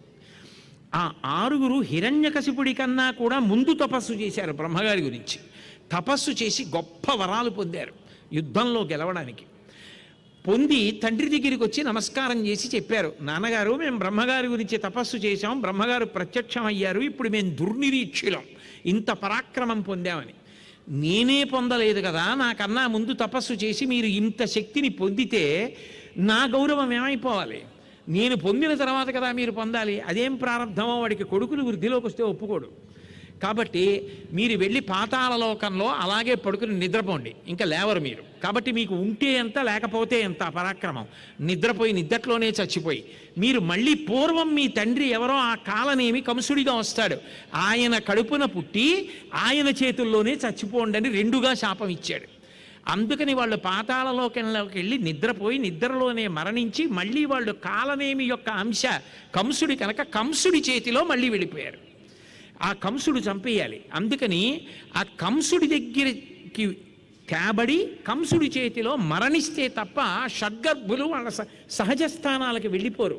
వాళ్ళని అలా వదిలిపెట్టేశారనుకోండి, వాళ్ళు ఇక్కడ ఉండిపోవాలి చాలా కాలం. వాళ్ళు తొందరగా వెళ్ళిపోవడానికి అవకాశం ఇస్తానని బ్రహ్మగారు అన్నారు. అందుకని నారదుడు అవకాశం కల్పించాడు తప్ప ఆరుగురిని చంపించడం నారదుడి ఉద్దేశం కాదు. ఆ ధర్మ సూక్ష్మాన్ని గ్రహించగలిగితే, అయ్యో నారదుడేమి ఇలాంటి పని చేశాడేమి అని మీకు మనసులో ఎక్కడైనా కించిత్ భారంగా ఉండిపోతుందేమో అని మళ్ళీ కథలో వెనక్కి వెళ్ళి ఒక్కసారి ఈ షడ్గర్భోపాఖ్యానం గురించి కించిత్తు స్పృశించాను. కాబట్టి ఇప్పుడు ఆ యోగమాయ అదృశ్యమైపోయింది. దేవకీ వసుదేవుల్ని కంసుడు విడిచిపెట్టేశాడు, అంతఃపురానికి వచ్చాడు. అంత మాత్రం చేత బాగుపడిపోయాడు అనుకోకూడదు. ఆ బుద్ధి క్షణక్షణం మారిపోతుంది. పరమ భయంకరులు, క్రూరులు అయినటువంటి వాళ్ళందరినీ మంత్రులుగా, సేనాధిపతులుగా, మిత్రులుగా దగ్గరికి చేర్చుకున్నాడు. వాళ్ళందరినీ పిలిచి సమావేశం పెట్టాడు. సమావేశం పెట్టి, నన్ను చంపేవాణ్ణి చంపుదామని నేను చెల్లెల్ని తీసుకొచ్చి కారాగారంలో పెడితే వాడు గుట్టు చప్పుడు కాకుండా పుట్టి అదృశ్యమైపోయాట. వాడు ఎక్కడో పెరుగుతున్నట్ట. ఇప్పుడు వాడిని ఎలా పట్టుకోవాలి, ఎలా విష్ణువుని సంహరించడం అంటే, వాళ్ళందరికీ వెంటనే రాక్షస బుద్ధి అంటే రాక్షస బుద్ధి. వాళ్ళు అన్నారు వెంటనే, విష్ణువు యొక్క శరీరమును నరుక్కుంటూ వెళ్ళిపోతే విష్ణువు ఉండకుండా పోతాడు. పాదాలు, మోకాళ్ళు, నడుము, పొట్ట అలా నరుక్కుంటూ వెళ్ళిపోతే ఇంకా మనిషి ఎక్కడ ఉంటాడు? కాబట్టి విష్ణువు ఉండే స్థానాలు ఏమిటి? యజ్ఞము, ధర్మము, ఋషులు, వేదము, గోవులు, సహనము, కాంతి, శోభ, శ్రద్ధ, ఇవన్నీ ఎవరెవరి ఎందున్నాయో వాళ్ళందరినీ చంపుకుంటూ వెళ్ళిపోదాం. అప్పుడు విష్ణు ఉండడు, కాబట్టి చంపేస్తా ఉన్నారు. అంటే వాడు చాలా బాగుంది ఈ ఆలోచన. కొంతమంది బయలుదేరి సత్పురుషులందరినీ చంపేయండి అన్నాడు. పోతన గారు ఒక తీర్పు చెప్పారు. వెదకి సాధు పురుషుల హింసింప వారి బలములు అణగిపోయే. సాధు పురుషుల జోలికి వెళ్ళి హింస చేస్తే వాళ్ళు మానసికంగా పడ్డ బాధకి వీళ్ళకి శారీరకమైన బాధలు వస్తాయి. వారి బలములు అణగిపోయి. అంతేకాదు, ధర్మము, కీర్తి, ఆయువు ఇవన్నీ కూడా నశించిపోవడానికి కారణము సాధు పురుషుల జోలికి వెళ్ళడమే. కాబట్టి ఆ సాధు పురుషుల్ని చంపడం మొదలుపెట్టారు. ఎందుకని తమ చావు తాము వండుకోవాలి కంసుడు తొందరగా. చేస్తున్న పాపకృత్యముల చేత ఎవరినో చంపుతున్నాను అనుకుంటున్నాడు, కానీ తాను మరణిస్తున్నాడు. పూతన అని ఒక రాక్షసిని పిలిచాడు. ఆమెని పిలిచి, నువ్వు ఒక గొప్ప రాక్షసివి, నీకు కామరూపం ఉంది, నువ్వు ఏ రూపం కావాలంటే ఆ రూపం పొందుతావు, కాబట్టి నువ్వు నందవ్రజానికి వెళ్ళు, ఇతర ప్రదేశాలకి వెళ్ళు. ఎక్కడైనా పసిపిల్లల ఏడుపు వినబడితే వాళ్ళు నిన్న మొన్ననే పుట్టిన పిల్లలు అని గుర్తు, పళ్ళు రాని పిల్లలు, పసిపిల్లలు, తల్లి దగ్గర పాలు తాగుతున్న పిల్లలు, ఎక్కడ ఉన్నటువంటి పిల్లలందరినీ చంపేసేయి దేశంలో అన్నాడు. అంటే మొదట చెల్లెల్ని చంపడం దగ్గర మొదలైంది, 6గురిని చంపడం దగ్గర మొదలైంది, 8వ వాడిని చంపాలనుకున్నాడు. అది విస్తరించి ఎంత హింసకెళ్ళిందో చూడండి. ఒక్కడు బాగుండడానికి ఎంతమందినైనా చంపేయడానికి సిద్ధపడుతున్నాడు. ఈలోగా అక్కడ కృష్ణ పరమాత్మ కూడా లౌకికంగానే ప్రాకృత శిశువు ఎలా జన్మించాడో అలా జన్మించినట్టుగా క్యారమని ఏడుపు వినపడింది. ఆ యశోద లేచింది, అబ్బా కొడుకు పుట్టాడని పరమానందాన్ని పొందేసింది. అక్కడ నందుడు పరమానందాన్ని పొందాడు, కొడుకు పుట్టాడు ఇన్నాళ్ళకనే. అందులో పుట్టినవాడెవడు? మహానుభావుడు, ఆనంద ఘనం. ఎటువంటి రూపం? పరమ ఆకర్షణీయమైనటువంటి స్వరూపం. కృష్ణ పరమాత్మ పుట్టాడు అని చెప్పి వాళ్ళు పొంగిపోతున్నారు. ఆ నందవ్రజంలో ఉండేటటువంటి ప్రజల యొక్క మనసులు కూడా అంత పవిత్రమైనటువంటి మనసులు. వాళ్ళకి శుభం జరగక్కర్లేదు, ఇతరులకు శుభం జరిగినా కూడా వాళ్ళకే శుభం జరిగినంత ఆనందపడిపోయేటటువంటి మనసున్న వాళ్ళు. అందుకే అక్కడికి వెళ్ళి ఆవిర్భవించింది అవతారం. ఏమి నోమ ఫలము ఇంత ప్రొద్దొక వార్త వింటిమ బలలా రవినులరా మన యశోద చిన్న మగవాని కనెనట చూచివత్తమమ్మ సుధతులార చకనివాడు చిక్కినాడు నలనివాడు అలరివాడు చలనివాడు దక్కినాడు ఏ పూర్వ పుణ్యమో ఏ నోము ఫలమో. ఒకటి భాగవతంలోది, ఇంకోటి వేరు గ్రంథంలో. కాబట్టి ఏమి నోము ఫలము ఇంత ప్రొద్దొక వార్త వింటిమ బలలా రవినులరా. ఎంత సంతోషం! మన యశోదకి కొడుకు పుట్టాట, చిన్న మగవాని కనెనట. వాళ్ళ అమాయకత్వం. పోతన గారికి పద్యం అలాగే పడుతుంది. పెద్ద మగవాడిని కంటారా ఎవరన్నా? ముందు ఎవరైనా పిల్లాడిని కంటారంతే. చిన్న మగవాని కనెనట చూచివత్తమమ్మ సుధతులార. అంటే పవిత్రమైనటువంటి మనసు, అభంశుభం తెలియనటువంటి మనసు. వాక్కు అంత పవిత్రం. అందుకే చిన్న మగవాని కనెనట చూచివత్తమమ్మ సుధతులార. రండి వెడదాం అని వాళ్ళందరూ బయలుదేరుతున్నారు. ఈ ఆభీర కుమారుడు వీరుండై వీరవైరి జేతయునై దీర్ఘాయుష్మంతుండగునని పాయక దీవించినప్పుడు బ్రాహ్మణ జనముల్. వెంటనే ఆ నందుడు అనేక మంది బ్రాహ్మణుల్ని పిలిచాడు, గోదానం చేశాడు, అనేకమైనటువంటి దానాలు చేశాడు, నువ్వులు రాసులు పోసి పిల్లవాడు అభ్యున్నతి కోసం అవన్నీ దానం ఇచ్చాడు. జాతకర్మ చేయించి పిల్లవాడు ఎటువంటి వాడవుతాడన్నాడు. ఈ ఆభీర కుమారుడు వీరుండై వీరవైరి జేతయునై దీర్ఘాయుష్మంతుండగునని మహావీరుడవుతాడు, లోకంలో ఎనలేని కీర్తి సంపాదిస్తాడు, మహాజ్ఞాని జగద్గురు అవుతాడు. ఇటువంటి పిల్లవాడు పుట్టడమే అదృష్టం.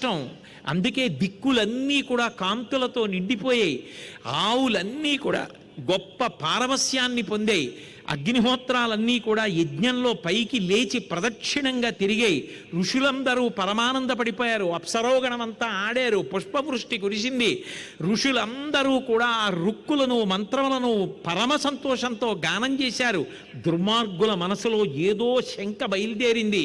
పరమాద్భుతమైనటువంటి కొడుకు నీకు పుట్టాడు అని ఈ ఆభీర కుమారుడు వీరుండై వీరవైరి జేతయునై దీర్ఘాయుష్మంతుండగునని పాయక దీవించినప్పుడు బ్రాహ్మణ జనముల్. బ్రాహ్మణాశీస్సు సకల దేవతాశీస్సు అన్న నమ్మకంతో వసుదేవుడు ఆ నందుడు కృష్ణ పరమాత్మకి ఆశీర్వచనం చేయించాడు. చేయించిన తర్వాత అక్కడ దుందుబులు మురసే గాయక సందోహము పాడే సూత సముదాయముతో వందిజనులు కీర్తించిరి క్రందుగ వీతించ భద్ర కాహళరవముల్. కొడుకు పుట్టాడు అని చెప్పి ఆ నందుడి ఇంట్లో పెద్ద పెద్ద భేరీలు మోగించారు, ఢమరుకాలు మ్రోగించారు. ఆ అక్కడ ఉండేటటువంటి వంది మొదలైనటువంటి గాయకులందరూ కూడా నందుడి యొక్క వంశాన్నంతటినీ కీర్తించారు, ఎంతో సంతోషపడిపోయారు. క్రేళ్ళురికి మసలిలేగలు మల్లడిగుని రెంకెలిడియ మద వృషభంబుల్ పెళ్ళున ముదుగుల పొదుగుల చల్లించన్ పాలు బాలు సంభవ వేళన్.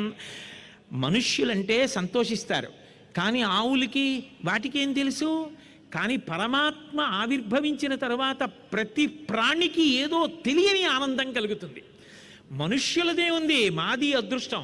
రేపు పొద్దున్న మేము ముందు వెడుతూ ఉంటే మా వెనకాతల ఆయన నడిచి వస్తాడు, మా పాదముల డెక్కల నుంచి రేగిన ధూళి ఆయన మీద పడుతుంది. లోకంలో బంధనముల నుంచి పరమాత్మ విడిపిస్తాడు, మమ్మల్ని ప్రతి ఇంటికి తీసుకెళ్ళి పలుపేసి కడతాడు, మమ్మల్ని దువ్వుతాడు, చేత్తో రాస్తాడు, మాకు గడ్డి పెడతాడు, మమ్మల్ని కాపాడతాడు. మేము అదృష్టవంతులం అనుకున్నాయో ఏమో. క్రేళ్ళురికే మసలి లేగలు లేగదూడలు చెంగు చెంగున గంతులేసేయట. మల్లడిగుని రంకె లీదియ మర్ద వృషభంబుల్ పెద్దగా బోనభాంతరాళాలు బద్దలైపోయేటట్టుగా ఆ ఎద్దులన్నీ కూడా పెద్ద పెద్ద అరుపులు అరిచేయట. ఆవులు పెళ్ళున మొదగుల్ల పొదగుల్ల చల్లించన్ పాలు బాలు సంభవ వేళన్. షేరు పాలిచ్చే ఆవు 2 షేర్ల పాలిచ్చేయడం మొదలుపెట్టింది. అంత సంతోషంగా అక్కడ ఉన్నటువంటి ఆవులు దూడలు అన్నీ కూడా ఉన్నాయి. కంచుకములు తలకట్లును కాంచన భూషాంబరములు మెరయగ గోపకు లేతించిరి మంచి పదార్థములు కొనుచు మాధవు చూడన్. పుట్టినటువంటి వాడు లక్ష్మీపతి. ఆయన పుట్టిన తర్వాత వాళ్ళ ఐశ్వర్యం పెరగదు మరి. అందుకే ఆ నందవ్రజంలో ఉండేటటువంటి పురుషులందరూ కూడా తలపాగాలు కట్టుకుని లాల్చీలు వేసుకుని మంచి మంచి ఆభరణాలు పెట్టుకుని వాళ్ళు సూతికాగృహంలోకి వెళ్ళరు. కానీ నందుడి దగ్గరికి వెళ్ళి నందుడిని అభినందించడం కోసమని మంచి మంచి పదార్థాలు పట్టుకుని వచ్చి ఆయనకిచ్చి ఆయన్ని అభినందించి సంతోషపడి వెళ్ళిపోయారట. ఆ వెళ్ళిపోతున్న సమయంలో ఆ కొత్తగా పసిపిల్లవాడు ఉదయించాడు అంటే ఆ పిల్లవాడికి స్నానం చేయించడం అనేటటువంటిది అందరూ చేయించగలిగిన విషయం కాదు. దానికి ఇంట్లో అమ్మమ్మది గొప్ప అధికారం. ఒకవేళ అమ్మమ్మ కూడా ఏం చేస్తుంది అంటే ఒక్కొక్కసారి ఆ వంశంలో పెద్దవాళ్ళు ఎవరైనా ఉంటే వాళ్ళని పిలిచి నీళ్లు పోయిస్తారు. అసలు ఆ నీళ్లు పొయ్యడం అనేటటువంటిది ఒక అద్భుతమైనటువంటి ఘట్టం. అందుకే బాలునికి నూనె తలయంటి పసుపు రాసి బోరు కాడించి హరి రక్ష పొమ్మటంచు జలములొక కొన్ని చుట్టి రాచల్లి తొట్ల నుడిచి పాడి దీవించి రయ్యు విదలెల్లా. ఎక్కడి నుంచో ఒక వృద్ధ స్త్రీని తీసుకొచ్చారు. ఆమె పిల్లవాడికి నీళ్లు పొయ్యాలి. ఎవరైనా సమస్త లోకముల చేత నమస్కరింపబడేటటువంటి వాడు. శ్రీ మహాలక్ష్మి కూడా ఆయన తల మీద చెయ్య వెయ్యదు. అటువంటి పరమాత్మని జాగ్రత్తగా ఒళ్ళో అందున బోర్లా పడుకోబెట్టుకుంటారు. పడుకోబెట్టుకుని తల అటువైపు ఉండి వాడి కిందకి చూస్తుంటే తల్లి బెంగెట్టుకుని పర్వాలేదా పర్వాలేదా అంటుంది. ఆ ఒళ్ళంతా పైనుంచి కింద వరకు పసుపు రాసి, పిల్లవాడికి పసుపు ఎందుకు రాయడం అంటే రేపు పొద్దున్న బాగా వాడికి వెంట్రుకలు మరీ ఏదో ఇలుకుబట్టిలా వచ్చేస్తాయని పసుపు రాస్తారు. పసుపు రాసి అందుకని బాలునికి నూనె తలయంటి వాడికి ఆశీర్వచనం చేస్తారు. రే నువ్వు ఏదో దీర్ఘాయుష్మంతుడివి కావాలి, 100 ఏళ్ళు బతకాలి, నీకు గంపెడు కొడుకులు ఉండాలి, 2 గంపల మనవలు ఉండాలి, 3 గంపల మునిమనవలు ఉండాలి, 4 గంపల ఇనుమనవలు ఉండాలి, ఇంటి చుట్టూ బంధువులు తిరుగుతూ ఉండాలి, అన్నం తింటూ ఉండాలి, వెడుతూ ఉండాలి, ఇంట్లో ఎప్పుడూ పుణ్యకార్యాలు జరుగుతూ ఉండాలి, హోమాలు జరుగుతూ ఉండాలి, ఇంటికి పెద్దలు వస్తూ ఉండాలి, విద్వాంసులు వస్తూ ఉండాలి, తాంబూలాలు పుచ్చుకుంటూ ఉండాలి, ఆశీర్వచనాలు చేస్తూ ఉండాలి, నీ ఇల్లు ఎప్పుడు వృద్ధిలోకి రావాలని ఆమె తలకి నూనె పెట్టి ఆశీర్వదిస్తోంది. ఎవరిని? ఈ మంగళాలన్నింటికీ ఎవడు కారణమో ఆయన్ని. బాలునికి నూనె తలయంటి పసుపు రాసి ఆయనకి స్నానం చేయించేటప్పుడు బోర్లా పడుకోబెట్టి, ఇగో ఇదంతా నందుడి పోలికే, ఇదిగో దేవకి నీ పోలిక వచ్చిందే కంఠం దగ్గర అని తల్లిదండ్రుల పోలిక చెప్తూ ఆ పిల్లాడికి ఒళ్ళంతా సున్నిపిండి రాసి ఆ చెయ్యి పట్టుకుని ఆ మెత్తటి చెయ్యి నలిచి ఆ పిల్లవాడికి ఆ నీళ్లు పోసేసిన తర్వాత జాగ్రత్తగా కూర్చోబెట్టి కళ్ళ దగ్గర ఇలా చెయ్యి అడ్డు పెట్టి ఓసారి బిందెలో చెయ్యి పెట్టి చూసి గోరువెచ్చగానే ఉన్నాయి నీళ్ళని నిర్ణయించుకున్న తర్వాత మెల్లగా పోయమని ఆ నీళ్లు పోస్తుంటే ఉక్కిరి బిక్కిరి కాకుండా పట్టుకుంటే వాడు ఏడిచి ఆ నీళ్లు పోసుకున్నందుకు బడలిపోయి గులాబీ రంగులోకి వెళ్ళిపోయి నిద్రపోతాడు పిల్లాడు. అలా ఆ పిల్లాడిని కూర్చోబెట్టి వాడికి నీళ్లు చుట్టూ తిప్పి 3 మాటలు నీకు శ్రీరామరక్ష 1000 ఏళ్ళు 5వ వాడికి ఆశీర్వచనం. ఎవరా శ్రీరామరక్ష, ఎవరిదా శ్రీహరి రక్ష, ఎవరివ్వాలి 5వ ఎవరివ్వాలి ఆయుష్ అంతా, ఎవరివ్వాలి ఆ భోగభాగ్యాలన్నీ ఆయన పేరు చెప్పి ఆయనకే ఆశీర్వచనం చేస్తున్నారు. ఆయన ఏమీ తెలియని వాళ్ళ చేయించుకుంటున్నాడు. పోతన గారు అన్నారు, పలుతోయంబుల జగముల పలుతోయంబుల ముంచి క్రీడించు ఈ పలుతోయగాడు పల్లవ లలనాకర తోయంబులందు మునుగుచుతడియన్ అన్నారు. నిజానికి మహాప్రళయం వచ్చినప్పుడు లోకాలన్నింటినీ కూడా నీళ్లల్లో ముంచేసి తాను మాత్రం ఓ చిన్న ఆకు మీద అలా పడుకొని ఉంటాడు. కరారవిందేన పదారవిందం ముఖారవిందే వినివేశయంతం వటస్య పత్రస్య పుటేశయానం బాలం ముకుందం మనసాస్మరామి అని ముకుందుడై వటపత్రశాయి అయి ఆ ప్రళయ జలాల మీద తేలుతూ ఉంటాడు. మహాభారతం ఆరణ్య పర్వంలో మార్కండేయుడికి దర్శనమిచ్చినట్టుగా అలా పడుకుని ఉండేటటువంటి పరమాత్మ ఇక్కడ యశోదాదేవి ఇలా దోసిడి నీళ్లు తీసి పిల్లాడికి ఇలా బొజ్జ మీద పోసి, ఇలా తీసి గుండెల మీద పోసి, ఇలా తీసి తొడల మీద పోసి, ఇలా తీసి పాదాల మీద పోస్తే ఆ నీళ్లు సరిపోయాయి. ఎవరికి? శ్రీకృష్ణ కర్ణామృతంలో లీలాశకుడు అంటాడు, యద్రోమరంధ్ర పరిపూర్తి విధావదక్షౌ వారాహదన్మని బహూవరవీ సముద్రాః తం నామనాథమరవింద దళం యశోద తం నామనాథమరవింద దృశం యశోదాపాణిద్వయాంతరజలై స్నపయా అన్నాడు. ఏ మహానుభావుడు ఒకప్పుడు ఆదివరాహస్వామిగా ఆ రాక్షస సంహారం కోసమని చెప్పి, హిరణ్యాక్ష సంహారం కోసమని చెప్పి సముద్రాల్లోకి దిగితే సముద్రాల్లో ఉన్న నీళ్ళన్నీ ఆయన రోమకూపాల్లోకి సరిపోలేదు. సరిపోకపోగా ఆయన ఒకసారి ఇలా విదిలిస్తే ఆ నీళ్ళన్నీ పైకి తుంపర్ల కింద పడితే బ్రహ్మాది దేవతలు వంగి పైన చల్లించుకున్నారు, అభిషేక జలాలు ప్రోక్షించుకున్నట్టు. సముద్రాలలో నీళ్లు రోమకూపాలు తలవడానికి సరిపోలా ఆయన యజ్ఞవరాహంగా వస్తే. అదే పరమాత్మ చిన్ని కృష్ణుడిగా వస్తే యశోద ఇలా దోసిడితో తీల్చిన నీళ్ళు ఆయన స్నానానికి సరిపోయాయి. ఏమి అద్భుతం పరమాత్మ! ఏదైనా చేయగలరు మీరు. లోకాలని నీళ్లల్లో ముంచగలిగినటువంటి పరమాత్మ నీళ్లతో స్నానం చేయించుకుంటున్నాడు. ఇలా పలుతోయంబుల జగముల పలుతోయంబుల ముంచి క్రీడించు ఆ పలుతోయగాడు పల్లవలనాకరతోయంబులందు చలగుచుతడియన్. ఆయనని పడుకోబెట్టి పిల్లవాడు నిద్రపోయి అలిసిపోయిన తర్వాత పడుకోబెట్టి ఏదో ఆ బట్ట ఉయ్యాల్లో అందులో అమ్మ కట్టి విప్పినటువంటి చీర ఉంటుంది, అంతకన్నా మనిషికి శాంతినివ్వగలిగిన వస్త్రం ఉండదు. అమ్మ ఎంత శాంతిస్తానమో అమ్మ కట్టి విప్పిన బట్ట కూడా అంత గొప్పది. ఆ బట్ట ఉయ్యాలలో పిల్లాన్ని పడుకోబెట్టి ఊపుతూ ఉంటారు. ఊపి ఊపి ఊపి ఊపి ఊపి వాడు పడుకున్నాడా లేదా అని మెల్లిగా ఊపి ఇలా తీసి చూస్తారు. వాడు అలాగే చూస్తున్నాడు అనుకోండి, ఏమిటి ఇంకా పడుకోయేమిట్రా అని మళ్ళీ ఊపుతారు. అలా జోజో కమలదలేక్షణ జోజో మృగరాజ మధ్య జోజో కృష్ణ జోజో పల్లవకరపద జోజో పూర్ణేందు వదన జోజో యనచం. ఎలా పడ్డాయో పోతన గారికి, ఏం అనుభవించారో మహానుభావుడు. ఆయనే జో కొట్టి పడుకోబెట్టారు కృష్ణ పరమాత్మని. ఆ పిల్లాన్ని పాపం తొడ మీద పడుకోబెట్టుకుని ఆ కాలు ఊపుతూ జోకొట్టి బోర్లా పడుకోబెట్టుకుని ఇలా ఇలా వీపు మీద జోకొడుతూ ఆ కాలు ఊపుతుంటే నొప్పి పెట్టదండి. ఎంతసేపని ఊపుతారు? ఉయ్యాల్లో పడుకోబెడితే పడుకోడు. పడుకున్నాడేమో చూడవే కదలటం లేదు అంటే పక్క వాళ్ళు వచ్చి కొంచెం ఇలా కింద ఏం పడుకున్నాడు పత్తికాయల్లా కళ్ళు తెరిచుంటే, ఏమిడే బాబు ఎంత పడుకోబెట్టినా పడుకోడు, నీ కొడుకు కాలు నొప్పి పెడుతుంది కాసేపు నువ్వు పడుకోబెట్టని ఇస్తున్నారు. ఎంతమంది జో కొట్టినా పడుకోడు. ఆయన అనుకున్నట్ట, లోకములు నిదురబోవగ జోకొట్టుచుతా నిదురింపని శుభకుడు రమణులు జోకొట్టిపాడ నిదురం గైకొను క్రియనూరకుండెకను తెరవకయున్.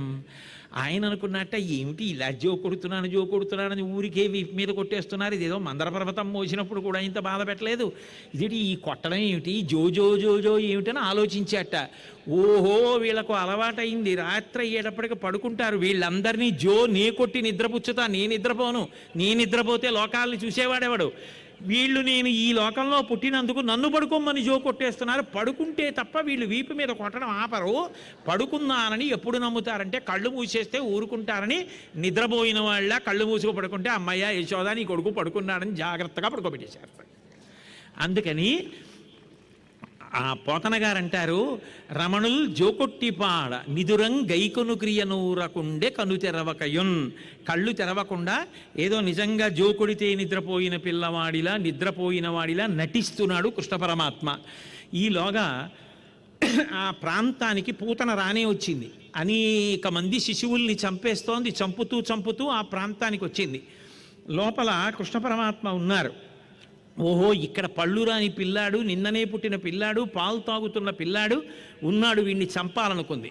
వెంటనే లక్ష్మీదేవిలా రూపాన్ని ధరించింది. అంటే లక్ష్మీదేవి ఎంత అందంగా, ఎంత శోభస్కరంగా, ఎంత మంగళప్రదంగా ఉంటుందో అటువంటి మంగళప్రదమైన రూపాన్ని పొంది ఆ నందవ్రజంలో నడిచి వచ్చేస్తోంది. చిన్న ఊరు కదూ, కొత్త వాళ్ళు వస్తే ఇట్టే తెలిసిపోతుంది ఎవరి కోసం అండి అంటారు. మీరు బాగా పల్లెటూళ్ళకి వెళ్ళండి, వెళ్ళగానే వాళ్ళు అడుగుతారు ఎవరి కోసం అండి అంటారు. ఎంత ప్రేమగా మాట్లాడతారు. వచ్చి లోపల నుంచి పిల్లాన్ని పిలిచి రే సందులు తిరగలరో తిరగరేరో దగ్గరుండి తీసుకెళ్ళి చూపించి వచ్చేయరా అంటారు. అంత ప్రేమ ఉంటుంది. వాళ్ళు బయటికి వచ్చి చూశారు ఎవరీవిడా అని. సిరిమమ్మం బ్రతకంగ చూచుటకొనై శృంగార వేషంబుతో నరుదేనోపునటంచు గోపికలు చిక్వల్ రాక మోహించి తత్పరలై చూడ లతాంగిపోయి కనియన్ పర్యంక మధ్యంబునన్ బరు భస్మానల తేజు దుర్జనవధ ప్రారంభకున్ డింబకున్ అంటారు. ఆమె అంత మంచి వేషం కట్టి గబగబా ఆ యశోద ఇంట్లోకి వెళ్ళింది. ఊయలలో పడుకుని ఉన్నాడు. ఆయన ఏమీ తెలియని పసిపిల్లవాడు ఎలా పడుకుంటాడు అలా గాఢ నిద్రలో ఉన్న పిల్లలు చిన్న గుర్రు కూడా పెడుతుంటారు. అలా చిన్న గుర్రు పెడుతూ నిద్రపోతున్న వాళ్ళ నిద్రపోతున్నాడు. ఆమె వెళ్ళి చూసింది. ఓహో, ఈ పిల్లవాడు నిన్ననే పుట్టుంటాడు, పసికందు పడుకున్నాడు, పాలు తాగుతున్నవాడు, కానీ ఎంత బాగున్నాడో, వీణ్ణి చంపేయాలి తప్పదు అనుకుని వెళ్ళి చూసింది. కాబట్టి సిరిమమ్ముం బ్రతకంగ చూచుటకొనై శృంగార వేషంబుతో నరుదేనోపునటంచు గోపికలు జిహ్వల్ రాక మోహించి తత్పరలై చూడ లతాంగిపోయి కనియన్ పర్యంక మధ్యంబునన్ బరు భస్మానల తేజు దుర్జనవధ ప్రారంభకున్ డింబకున్. నిప్పు పైన బూది కప్పిందనుకోండి, నిప్పులా కనపడదు, ముట్టుకుంటే కాలుతుంది. ఆయన పరమాత్మ అని వాళ్ళకి తెలియదు. పూతనా సంహారంతో మొదలు పెడుతున్నాడు. రామావతారంలో తాటకా సంహారంతో మొదలు, కృష్ణావతారంలో పూతనా సంహారంతో మొదలు, ఇక బోణి మొదలవుతోందనుకుంటున్నాడు ఆయన. దుర్జనవధ ప్రారంభకున్ డింబకున్, దుర్జనవధ ప్రారంభం చేస్తున్నటువంటి డింబకుడు అంటే పసిపిల్లవాడి రూపంలో పడుకున్నాడు. ఆయన ఎంత పసిపిల్లవాడి రూపంలో పడుకుంటే మాత్రం ఎవరొచ్చారో ఎందుకు వచ్చారో ఆయనకి తెలియదు. ఆలోకేశ్వరుడా చరాచర విభుండాబాల గోపాలుడా బాలధ్వంతిని గొంతు గంటిడి వెసన్ బాలెంత చందంబునన్ పాలిండ్లన్ విసమూని వచ్చుట మదించింతించి లోనవ్వుచున్ కాలంగేల కదల్పలేని కరణిన్ కన్మోక్షి గుర్పెట్టుచున్. ఆయన ఆ లోకేశ్వరుడా చరాచర విభుండాబాల గోపాలుడు, ఆయన సర్వలోకాలకి ఈశ్వరుడు. ఆయనకి తెలీదు. వచ్చినది బాలహంతకి, శిశుహంతకి, పిల్లల్ని చంపడానికి వచ్చింది. దాని దగ్గర ఓ లక్షణం ఉంది. స్తన్యమునందు విషాన్ని పెట్టుకుని పిల్లలకి పాలిచ్చినట్టుగా స్తన్యాన్ని నోట్లో పెడుతుంది. తెలియక పిల్లలు చప్పరిస్తే ఉత్తర క్షణం మరణిస్తారు. కాబట్టి పాలిండ్లన్ విసమూని వచ్చుట మదించింతించిలో నవ్వుచున్ కాలంగేల కదల్పలేని కరణిన్ కన్మోక్షి గుర్పెట్టుచున్. తన కాలు తన చెయ్యే తనకి తెలియనట్టుగా కదపలేనివాడిలా కళ్ళు మూసుకుని చిన్న గుర్రు చప్పుడు కూడా వచ్చేటట్టుగా, పసిపిల్లలు చూడండి పడుకుంటే చిన్న గుర్రు ఎడతారు, ఏమిటే వీడు గుర్రు ఎడుతున్నాడు అంటారు. అలా గుర్రు ఎడుతూ ఉంటాడు, అలా గుర్రు పెడుతూ నిద్రపోతున్నాడు. ఆవిడ దగ్గరికి వచ్చి చూసింది. నాచనుబాలొక గుక్కెడు ఓ చిన్ని కుమార త్రావు మొయ్యన పిదపన్ నీ చెలువ మెరుగవచ్చును నా చెలువము సఫలమగును నలిన దళాక్ష అంది. ఎంత అందంగా ఉన్నావురా పిల్లాడా, నేను కూడా ఈ అందంగా ఉన్న వేషం ఎందుకు కట్టానో తెలుసా? ఇంత అందంగా ఉన్న నువ్వు నోటి వెంట నొరగల కక్కుకు చచ్చిపోయి కాళ్ళు చేతులు పక్కన పడిపోతే చూడ్డానికి వచ్చాను. నా అందం, ఈ రూపం సఫలం అవ్వాలంటే ఈ అందం పోవాలి, నువ్వు ప్రాణాలు పోవాలి. కాబట్టి దానికోసం నా చనుబాలు కొంచెం తాగు. నా చనుబాలొక గుక్కెడు ఓ చిన్ని కుమార త్రావు మొయ్యన పిదపన్ నీ చెలువ మెరుగవచ్చును నా చెలువము సఫలమగును నలినదలాక్ష అని ఆ పిల్లవాడిని తీసుకుని ఒళ్ళో పడుకోబెట్టుకుని ఆయనకి స్తన్యం ఇవ్వడానికి ప్రయత్నిస్తోంది. గాఢ నిద్రలో ఉన్నాడు కృష్ణ పరమాత్మ, నటిస్తున్నాడు. ఈలోగా చూశారు రోహిణి యశోద. ఎవరమ్మా నువ్వు వచ్చి మా పిల్లాడికి పాలిస్తున్నావు, మా పిల్లవాడు అన్యుల పాలు స్వీకరించాడు, వద్దు వద్దు వద్దు వద్దని వాళ్ళు గబగబా పరిగెత్తుకొస్తున్నారు. కానీ ఈలోగా ఆమె స్తన్యాన్ని ఆయన నోట్లో పెట్టడానికి ప్రయత్నించింది. మేల్కొన్న తెరుగున మెల్లన కనువిచ్చి క్రీగంట చూచుచు గిదిసి నీల్గి ఆవులించుచు చేతులాదరంపు అకసంబున జాపి ఎదుగిలయా కొన్న యోజనూది బిగిచన్ను కవకేల కబళించి పీడించి గుక్కకు గుటుకు మనుచు ఒక రెండు గుక్కలను విధ ప్రాణముల సైతము మేనిలో సత్వమెల్ల తావెనదియును గుండెలు తల్లడిల్ల దిమ్మ తిరుగుచు నిలువక శిరము వ్రాల ఇతర బాలుర క్రియవాడ వివు కావు చన్ను విడువుము చాలుననుచు. మహానుభావుడు శాబ్దిక ప్రత్యక్ష ప్రసారం చేశారు. మేల్కొన్న తెరకున మెల్లన కనువిచ్చి క్రీగంట చూచుచు గిదిసి నీల్గి.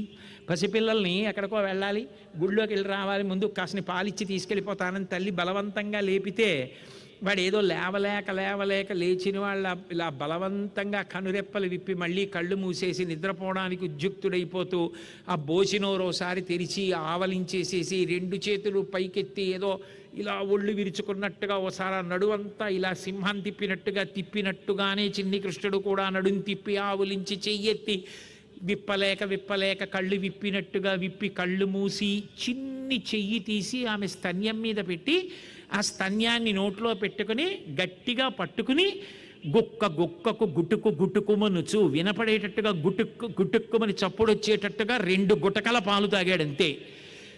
దిమ్మ తిరుగుచు నిలువక శిరమువాల, దానికి దెబ్బకి తల గిర్ర తిరిగిపోయి తల వాలిపోతోంది.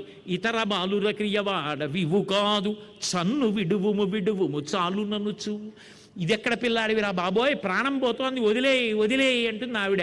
పట్టి విడువరాదు నా చెయ్యి, ఆయన ఒకసారి పట్టుకుంటే వదిలిపెడతాడా?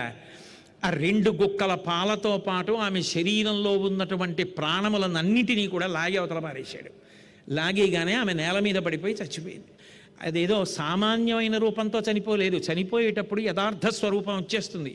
దారుణల అంగల దంతదండంబులు నగగహ్వరము బోలు నాసికయును గండశైలాకృతి కలకుచ యుగమును విరిసితూలెడు పల్ల వెంట్రుకలును చీకటి నూతుల జనయునేత్రంబులు పెనుదిబ్బపోలెడు పెద్ద పిరుదు జాగుకట్టల పోలు చరణోరు హస్తంబు అంకిన చెరువుతో నెయ్యగొడుపు కలిగి షట్క్రోశ దీర్ఘమైక దిశ చూడ భయదమగు దాని కళేబరము చూచి గోపీజనంబులు గుమికూడి బెదరుచుండిరి మనమున బెదరు కదిరి. ఎంత భయంకర రూపం అంటే 13 కిలోమీటర్లు పడిందిట ఆమె శరీరం. అంత పెద్ద శరీరం పడిపోతే ఆమె ఆ పడిపోయినప్పుడు దారుణల అంగల దంతదండంబులు, నాగలి యొక్క నాగేటి చాలు అంటారే, ఆ నాగేటి చాలు ఎలా ఉంటుందో కోరలు అలా ఉన్నాయి. చీకటి నూతుల జనయునేత్రంబులు, కొన్ని ఊళ్ళల్లో ఉంటాయి, ఆ చాద ఎంత దూరం వేసేసినా సరే వెళ్ళింది అనుకోవాలంతే, తెలియదు. చీకటి, నీళ్లు కనపడవు, అంత చీకటి నూతులు ఎలా ఉంటాయో కళ్ళంత లోపలికి పోయి పెనుదిబ్బపోలెడు పెద్ద పిరుదు. దానితో పాటుగా గండశైలాకృతి కలకుచ యుగమును పెద్ద బండలు ఎలా ఉంటాయో అలా ఉన్నాయి ఆమె యొక్క స్తనములు. దానికి తోడు జాగుకట్టల పోలు చరణోరు హస్తంబు, పెద్ద కాలవలు తీస్తారు, నదుల పక్కన పొలాల్లోకి కాలవలు తీస్తారు, ఆ కాలవల్లోంచి నీళ్లు ఎడుతుంటాయి. ఆ కాలవలు పొడుగ్గా తీస్తే ఎలా ఉంటాయో ఆమె కాళ్ళు చేతులు అలా పడిపోయి ఉన్నాయి. కలిగి షట్క్రోశ దీర్ఘమైక దిశ చూడ భయదమగుదాని కళేబరము చూచి గోపీజనంబులు గుమిగూడి బెదరుచుండిరి మనమున బెదరు కదిరి. ఆ చుట్టూ చేరినటువంటి అక్కడ ఉన్నటువంటి స్త్రీలు పురుషులు అందరూ కూడా దాని రూపాన్ని చూసి భయపడిపోయి ఏడి పిల్లాడు అసలు ఎక్కడున్నాడు అని వెతుకుతుంటే ఎక్కడో ఆ రూపానికి మధ్యలోకి వెళ్ళి చూస్తే ఆ 2 స్తనముల మధ్యలో పడిపోయి ఉన్నాడు. ఆ పిల్లవాడిని గబగబా తీసి నేలంకూలిన మేటి పిన్నురముపై నిర్భీతి క్రీడించువో బాలారమ్మని మూపు చేర్చుకొని సంస్పర్శించి ఆరార్చుచున్ గోలాంగూలము తిప్పి గోరజములంచల్లించి గోమూత్రముంచల్లి తద్బాలాంగంబుల గోమయంబలదిరా 12 నామంబులన్. ఆ పిల్లవాడిని ఎత్తుకుని అయ్యో ఎంత భయపడిపోయాడో, ఎంత జడిసిపోయాడో, ఇలా పడిపోయాడు ఈ శరీరం మధ్యలో అని చెప్పి గబగబా పిల్లాడిని ఎత్తుకుని ఆవు దగ్గరికి తీసుకెళ్ళి పిల్లాడికి జడుపు పోవాలని ఆ తోక పిల్లాడి చుట్టూ తిప్పి ఆ గోమూత్రం తీసి గోమయం తీసి కేశవుడు నీ పాదములను రక్షించుగాక, గోవిందుడు కంఠములు రక్షించుగాక, హృషీకేశుడు నీ హృదయములు రక్షించుగాక అని 12 నామాలతో 12 శరీరావయములకు రక్ష పెట్టారు. పేడ మూత్రము వేసి. ఎవరివా నామాలు? ఆయన నామాలే. వాళ్ళకి తెలుసా? తెలియక్కర్లేదు, ఆ ప్రేమ చాలు. ఆ ప్రేమ అక్కడ ఉంది కాబట్టి ఆయన అక్కడికి వెళ్ళాడు. కాబట్టి వాళ్ళందరూ కూడా రక్ష పెట్టారు ఆ మహానుభావుడికి. పెట్టి ఆ పిల్లాన్ని తీసుకెళ్లారు. పోతన గారు అన్నారు, విషధరరిపు గమను నికిని విషగళసకు నినికి విమల విషజయను నికిన్ విషభవ భవ జనకు నికిని విషకుచను విషము కొనుట విషమేత లపన్ అన్నారు. ఆయన ఎవరు? విషధరరిపు గమను నికిని, పాములలో ఉండే విషాన్ని కూడా తినగలిగినటువంటి వాడు గరుత్మంతుడు. అటువంటి గరుత్మంతుడి మీద ఎక్కి వెళ్ళేటటువంటి వాడికి విషగళసకునికి కంఠంలో విషం ఉన్నటువంటి హాలాహల భక్షణం చేసి లోకాల్ని కాపాడినటువంటి పరమశివుని యొక్క స్నేహితుడైనటువంటి కృష్ణ పరమాత్మకి విషభవ జనకునికి, విషం అంటే నీళ్ళని ఒక అర్థం, నీళ్లలో పుట్టిన తామర పువ్వు, ఆ తామర పువ్వు నాభికమలం అయితే అందులోంచి పుట్టినటువంటి చతుర్ముఖ బ్రహ్మగారికి తండ్రి అయినటువంటి వాడు విషభవ జనకునికి విషకుచను విషము కొనుట విషమేత లపన్. ఆయన విమల విషసయ్యను నికిన్, నీళ్ల మీద పడుకునేటటువంటి లక్షణం ఉన్నవాడు క్షీరసాగరం మీద. అటువంటి వాడికి ఒక రాక్షస స్త్రీ యొక్క స్తన్యంలో ఉన్న విషాన్ని తాగి చంపేయడం పెద్ద లెక్క, అంత ఆశ్చర్యపోయి వింటారేమిటి అన్నారు పోతన గారు. ఈలోగా నందుడు ఆ మధురా నగరానికి వెళ్ళాడు. కట్టవలసిన కప్పం కంసుడికి కట్టేశాడు. వసుదేవుడిని వెళ్ళి పలకరించాడు. ఉత్పాతాలు వస్తున్నాయని వసుదేవుడు చెప్పాడు. అందుకని గబగబా తిరిగి వచ్చేస్తున్నాడు. వచ్చేస్తుంటే పెద్ద పూతన శరీరం పడిపోయింది. మహానుభావుడు వసుదేవుడు చెప్పాడు, బ్రహ్మజ్ఞాని, ఇది పరమసత్యం, మన ఊరి మీదకి ఏదో పెద్ద భూతం వచ్చిందనమాట, ఇది చనిపోయిందని, దీన్ని ఇప్పుడు కాల్చేస్తే ఎంత భయంకరమైన వాసన వస్తుందోనని గొడ్డళ్ళు తీసుకొచ్చి ముక్కలు ముక్కలుగా నరికేసి తాళ్ళు కట్టి ఈడ్చుకుపోయి ఊరవతలు ఎక్కడో దూరంగా పారేసి ఒంటి నిండా కొవ్వు, రాక్షస స్త్రీ కదా, అగ్ని సంస్కారం చేశారు. చేసి ఏదో దుర్వాసన వస్తుందనుకని ఉత్తరీయాలు ముక్కుకు అడ్డెట్టుకున్నారు. రగిలి రగిలి పొగులు మగువ దేహము నుండి అగరు పరిమళముల పొగలు వెడలే, దేహకల్మషములు శ్రీహరి ముఖమున త్రావబడుట చేసి భూవరేణ్య. ఆమె రగిలి రగిలి కాలిపోతుంటే ఆమె శరీరంలోంచి అగరవత్తుల వాసనలు వస్తున్నాయి. అగరవత్తులు కాల్చి పెడితే ధూపం వస్తుందో అటువంటి వాసన వస్తుంది. ఎందుకు వచ్చింది అంటే ఆమె రాక్షసియే కావచ్చు, ఎంతమందినో చంపి ఉండొచ్చు, కనీసం తల్లిలా నటించింది చాలు. తల్లిలా నటించి ఆయనకి పాలివ్వడానికి ప్రయత్నించింది. ఆ ప్రయత్నించినప్పుడు ఆయన చేతులు ఆవిడ మీద వేశాడు, ఆ కాళ్ళు ఆయన మీద వేశాడు. పూతన్న, ఇప్పుడు ఆమె యందు ఏ పాపం లేకుండా పోయింది. హరితన మీదన్ కరములు పదములనిడి చన్ను కుడిసి కదిసిన మాత్రం హరిజన నిపగిది పరగతిక రిగెను దురితములు బాసి అసురాంగనయున్. ఆ హరి ఆమె మీద కాళ్ళు చేతులు వేసేటప్పటికి, తల్లిపాలు తాగేటప్పటికే ఆమె ఎంత దుష్ట స్వభావంతో ఇచ్చినా తల్లిలా నటించింది కనుక, పాలు తాగాడు కనుక, కాళ్ళు చేతులు తగిలాయి కనుక మోక్షానికి వెళ్ళిపోయింది. అందుకే ఇక పాపములు లేవు శరీరంలో. ఆ శరీరాన్ని కాలుస్తున్నప్పుడు అగరు పరిమళముల పొగలు వెడలే, దేహకల్మషములు శ్రీహరి ముఖమున త్రావబడుట చేసి భూవరేణ్య. వెన్నునికొక పరివిషమగు చన్నిచ్చిన బాల హంత్రి చనినటది వికిన్, వెన్నుని కనిపించుచు తన చని మరియు జన్మము కలదే. తల్లిలా నటించి చంపేద్దామని విషం స్తన్యంలో పెట్టుకుని వచ్చి పాలివ్వడానికి ప్రయత్నించినటువంటి పూతనకే మోక్షం వస్తే, ఆ పిల్లవాణ్ణి నా పిల్లవాడు అన్న ప్రేమతో పాలు చేపుకుని వచ్చి ప్రతిరోజు పాలు పట్టి నా కొడుకు అని పోషిస్తున్నటువంటి యశోద ఏ స్థానాన్ని పొందాలి? పాలిచ్చి నటించిన పూతన మోక్షానికే, యశోద మోక్షానికే. ఆఖరికి హరిగని చన్నులు కుడిపెడు తరుణుల ప్రాపించు పదము తల పన్వశమే, హరియారగించుటకు పాల్కురిపెడిదే నువ్వులు ముక్తి కొసల చెరించున్. ఆ నందవ్రజంలో ఉన్నటువంటి స్త్రీని కృష్ణుణ్ణి చూసేటప్పటికి పరమానందపడిపోయి సంతోషపడిపోయి మాతృత్వంతో పాలు చేపునకు వస్తే కృష్ణుడికి పాలిచ్చారు. తల్లులు కాకపోయినా ప్రేమతో పాలిచ్చినటువంటి ఆ స్త్రీలు కూడా మోక్షానికే. మనుష్యులు కాకపోయినా ఆవులు కృష్ణుడు పుట్టాడని షేరిచ్చేవి, 2 షేర్ల పాలిస్తే ఆ పాలు తాగాడు కృష్ణుడు. మరి అప్పుడు ఆ ఆవులు మోక్షానికే.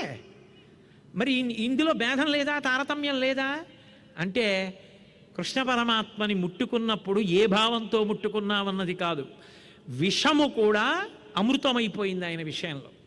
భగవంతుణ్ణి సేవించడం రావాలి, కానీ నువ్వే భావంతో ఆయనకి సమర్పణం చేసినా అది నీకు అమృతమై కాపాడుతుంది. కామోత్కంఠత గోపికల్ భయమునన్ కంసుండు వైరక్రియా సామాగ్రించుపాల ముఖ్య నృపతుల్ సంబంధులై వృష్ణులున్ ప్రేమన్ మీరలు భక్తి మేము ఇది చక్రింగంటి మెట్లైన నుద్ధామధ్యాన గరిష్ఠులైన హరిచందన్ వచ్చు ధాత్రీశ్వర. మహానుభావుడు అంత గొప్ప పరిపూర్ణావతారం ఏమీ తెలియని అమాయకుళ్ళ అర్భకుళ్ళ ఆ నందవ్రజంలో ఆడుకుంటున్నాడు. ఏ పాములెరుగక ఏ పారు మేటికి పశుల కాపరి ఇంట పాము కలిగే, ఏ తల్లి చనుబాలు ఎన్నడెరుగని ప్రోడ తల్లి యశోద చనుల పాలు త్రావనిరిగే ఏ ఏ జాతకర్మలు ఎన్నడెరుగని ప్రౌఢ జాతకర్మంబులు పొందనుందే ఏ హాని వృద్ధుల నిరుగని బ్రహ్మంబు పొదివిటిలో వృద్ధి పొందనందే ఏ తపములనైన ఎలమి పండని పంట వల్లవీజనముల వాడపండే ఏ చదువులనైన ఇట్టిట్టిదన రాని అవయవములయందు అందముందే. ఏమి పరమాద్భుతం, పరిపూర్ణావతారం వచ్చినటువంటి విశేషం. ఏ పాములెరుగక ఏ పారు మేటికి పశుల కాపరి ఇంట పాము కలిగే. అసలు పుట్టడం అనేటటువంటి పరమాత్మ శాశ్వతుడు, నిత్యుడు, నిరంజనుడు, అచ్యుతుడైనటువంటి పరమాత్మ గో సంరక్షణ చేసేటటువంటి ప్రదేశంలో అటువంటి వారి మధ్యలో పుట్టాడు. ఏ పాములెరుగక ఏ పారు మేటికి పశుల కాపరి ఇంట పాము కలిగే. ఏ తల్లి చనుబాలు ఎన్నడెరుగని ప్రోడ తల్లి యశోద చనుల పాలు త్రావనిరిగే. ఆయన లోకానికి తల్లి తండ్రి.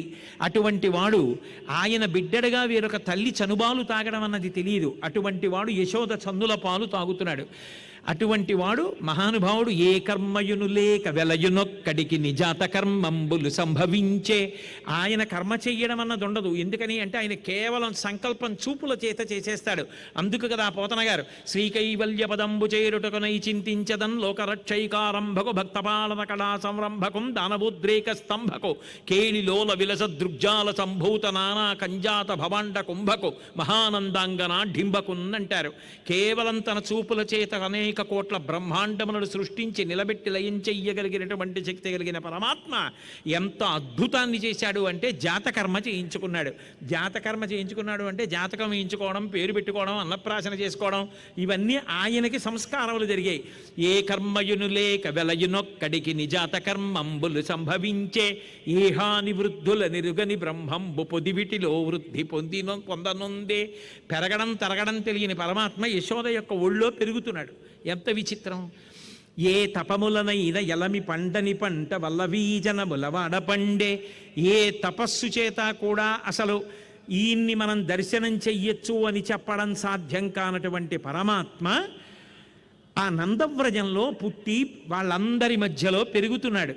అలాగే ఏ చదువులనైన ఇట్టిట్టిదనరా అని అర్ధమవయవములయందు అందముందే.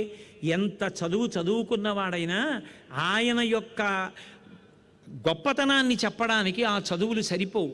ఎన్ని పరికరాలున్నా ఆయన యొక్క గొప్పతనాన్ని రాయడానికి సరిపోవు. ధరణీ సభ కాగజకరావు లేఖిని సభ బనరాయి సాత సమంతకి మసికరావు హరిగుణలి ఖాన్ అజాయ్ అంటాడు కబీర్దాస్ గారు.